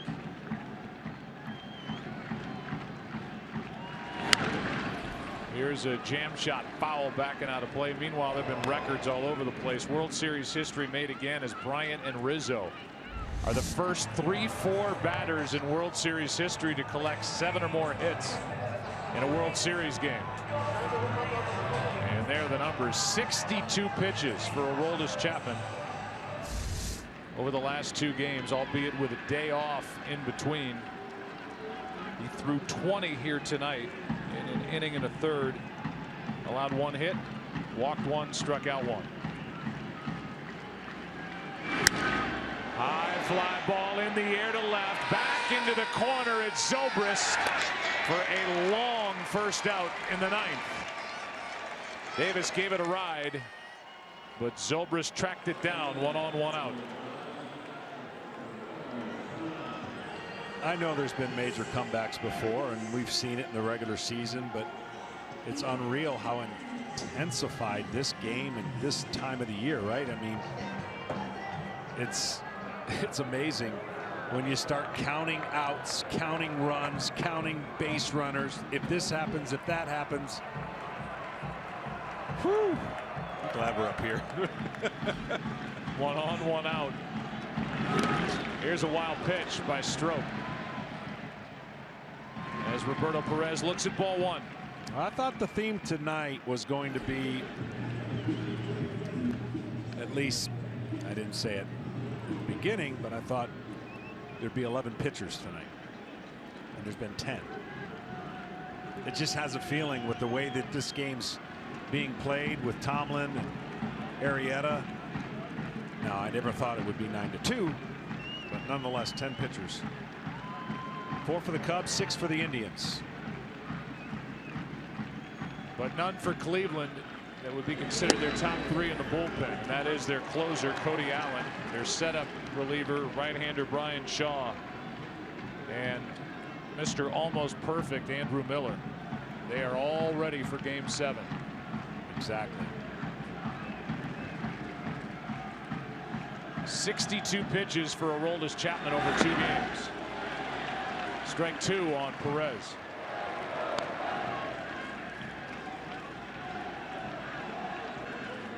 Put your seatbelts on and enjoy tomorrow night.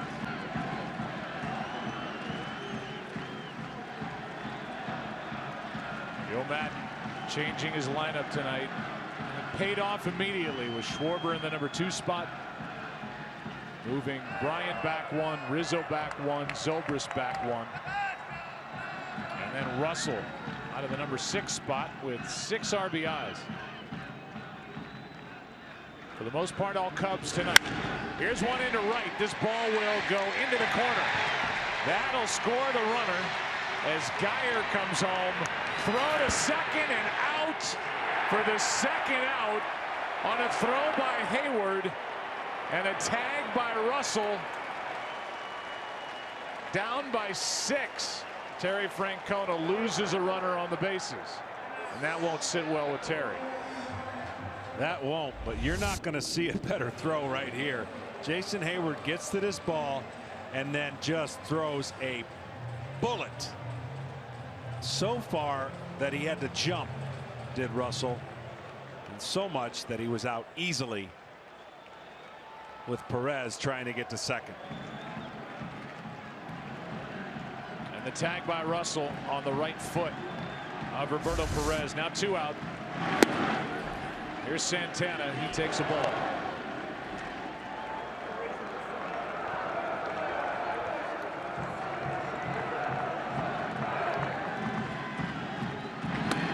And now another. Game 7s in a baseball postseason series are usually things of beauty. You get a tight Game 7 and In my opinion, there's nothing in sports like it. It's the best. They don't come along that often, but when you get a good Game 7, you just can't step away from the pressure all night. What a good matchup. Here's a 4-pitch walk to Santana. The batter will be Kipnis. Joe West is not happy about the mound visit. He wants to move it along. Well, he won't be happy about this either. We got to 11.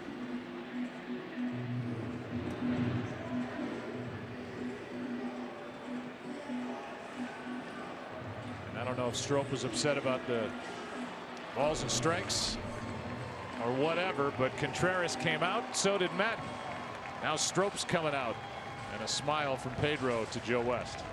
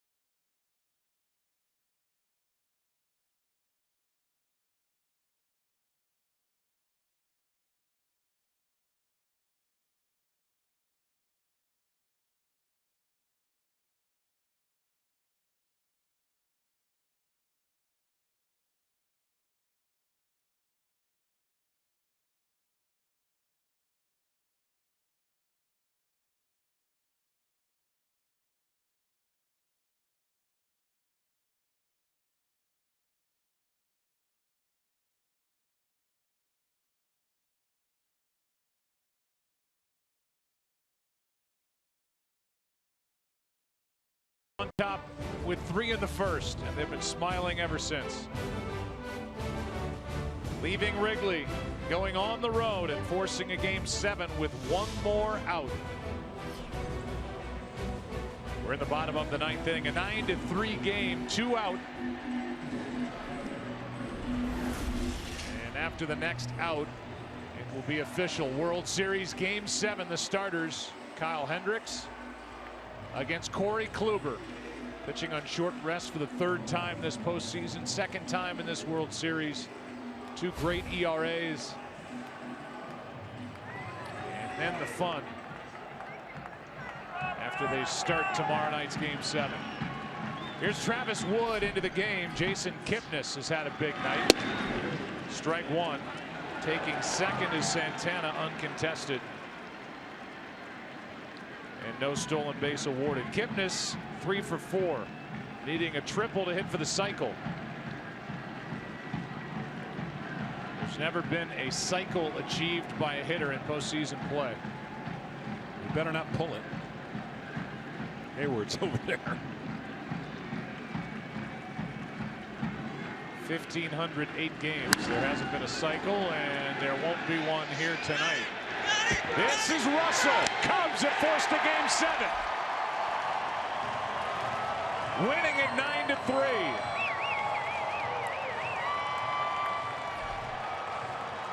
And a big night for the heart of this Chicago lineup. Bryant and Rizzo, Zobrist and Russell.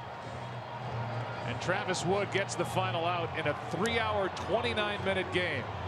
The winner is Arrieta, the loser Josh Tomlin.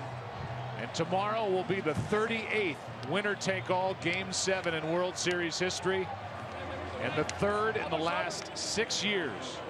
2011, the Cardinals and the Rangers. 2 years ago, the Giants and the Royals.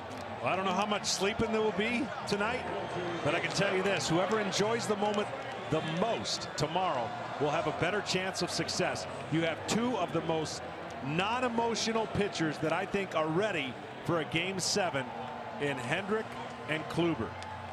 Kyle Hendricks 1-1 after a 16-8 year. And here's the final out, and a subdued reaction from Joe Madden. The DH, who is back in business with a series in Cleveland, and Addison Russell, who on the 1st of November has a 6 RBI Game 6. And then back in Chicago, where they're having fun at Murphy's Bleachers. The celebration has been going since just after 8 o'clock, when the Cubs got 3 in the first. Let's go down to the field and check in with Tom Verducci. Thanks, Joe. I'm with Joe Madden. Joe, you confounded armchair managers all over the country, bringing your closer into the game with a lead in the 7th inning, and then in the 9th inning having him go out there with a lead of 7 runs. Please explain how you used Aroldis Chapman tonight. Just trying to get Stropey ready. That happened so quickly with the home run. We had to get him ready. I wanted to get him out there, but that's why he went out for 1 hitter only. He's good hitter out or drawing the walk. He's still out of the game. Brought him in earlier because that's the part of the order he had to get out. He did not want the game to get away from you at that particular moment, so it all worked out well. Now, he has thrown 62 pitches in the last 3 days. What do you anticipate in terms of tomorrow, length and effectiveness of Aroldis Chapman? I really anticipate a lot of the same. I do. He's a very strong young man, and again, I'll talk to him later today and tomorrow, but I think he's going to be fine, honestly. Thanks, Joe. We'll see you in Game 7. My pleasure, buddy. Thank you. And with me also, Chris Bryant. Chris, you got this game off to a start for the Cubs with the home run in the 1st inning. The curveball from Josh Tomlin. Tell me about the approach on that swing. I mean, he threw me one the previous pitch. It was away. I mean, you can't really do much with the curveball away. That's kind of how it's been going this series. But, you know, I saw it really good coming inside. And, you know, I love hitting curveballs. 5 hits in your last 7 at-bats, 2 of those home runs. How do you feel about the way you're swinging it right now? I feel good. I mean, it's happening at the right time. You know, I love this team when our back's against the wall. And we saw it, you know, 2 days ago, and you saw it tonight. It was just really good baseball. You get to do it again tomorrow, backs against the wall for a Game 7. How does that sound? You dream for that, man. I mean, we know it's going to be a good game. You know, we know their guy's going to be good. We got one of our best pitchers this year, too, going. So you dream for this, man. Thanks, Chris. We'll see you tomorrow. Now over to Ken Rosenthal. Thanks, Tom. Addison, let's start off with a little historical fact. You became the 2nd youngest player tonight to hit a grand slam in a World Series game after Mickey Mantle. What's your reaction to that? Surprised, you know, rounding the bases. A lot of emotion was going through my head. Just happy it came tonight. Now, you struggled in the NLCS, came out of it. You struggled at the start of the World Series, came out of it. How were you able to do that both times? It's just no panic, you know. This is our lifestyle. We're here to have some fun. We're here to win some ball games. We're here to pick some teammates up, and that's just our game. That's how we played all year. So it's a lot of fun. Game 7 tomorrow. It's what every kid dreams about. How excited will you be tonight? Will it be difficult to sleep? I hope it's not difficult to sleep, but yeah, it's every kid's dream. I mean, it all comes down to Game 7, and we're excited. We're just going to go out here and just treat it almost like another game. Addison, thanks very much. Joe, back to you. Kenny, thank you, and thanks to Tom Verducci. Nice of Joe Madden to grant the interview after this Game 6 and explain his thinking with regard to Aroldis Chapman, who comes on for an inning and a third and allows 1 run on 1 hit. Through 20 pitches, and tomorrow, the 2 longest World Series droughts, one of these will come to an end. The Cubs have been waiting since 1908. Will it end tomorrow night, or will it end for Cleveland? They last won it all in 1948. The pitching matchup, Kyle Hendricks, the right-hander, after a 16-win season, led the big leagues in ERA against Corey Kluber. He's been a warrior this postseason, 4-1 after an 18-win year. And when we play tomorrow, by days, it will be 39,466 days since the Cubs last won it all. For the Indians, 24,859. Extra innings tomorrow. That's your call. Yeah. From John Smoltz. There's nothing like a Game 7, winner take all, for the 38th time in World Series history. Can't wait. Kevin, guys, it's all yours. Okay, Joe and John, thanks very much. And it will be a Game 7, and we are fired up to talk about this Game 6. We will do that coming up here on Fox. The Cubs win, they force it. Plenty to do. We'll have a reaction from the field, from the clubhouse. We've got a lot to talk about in this game. Cubs offense come alive, and Aroldis Chapman used in an interesting situation. We'll be back to do that, but it was these Cubbies. The offense came to life early and often tonight to force a Game 7 in this exciting World Series. And so the Cub fans out in full force here in Cleveland. Game 7, here we come. Post game, we're back.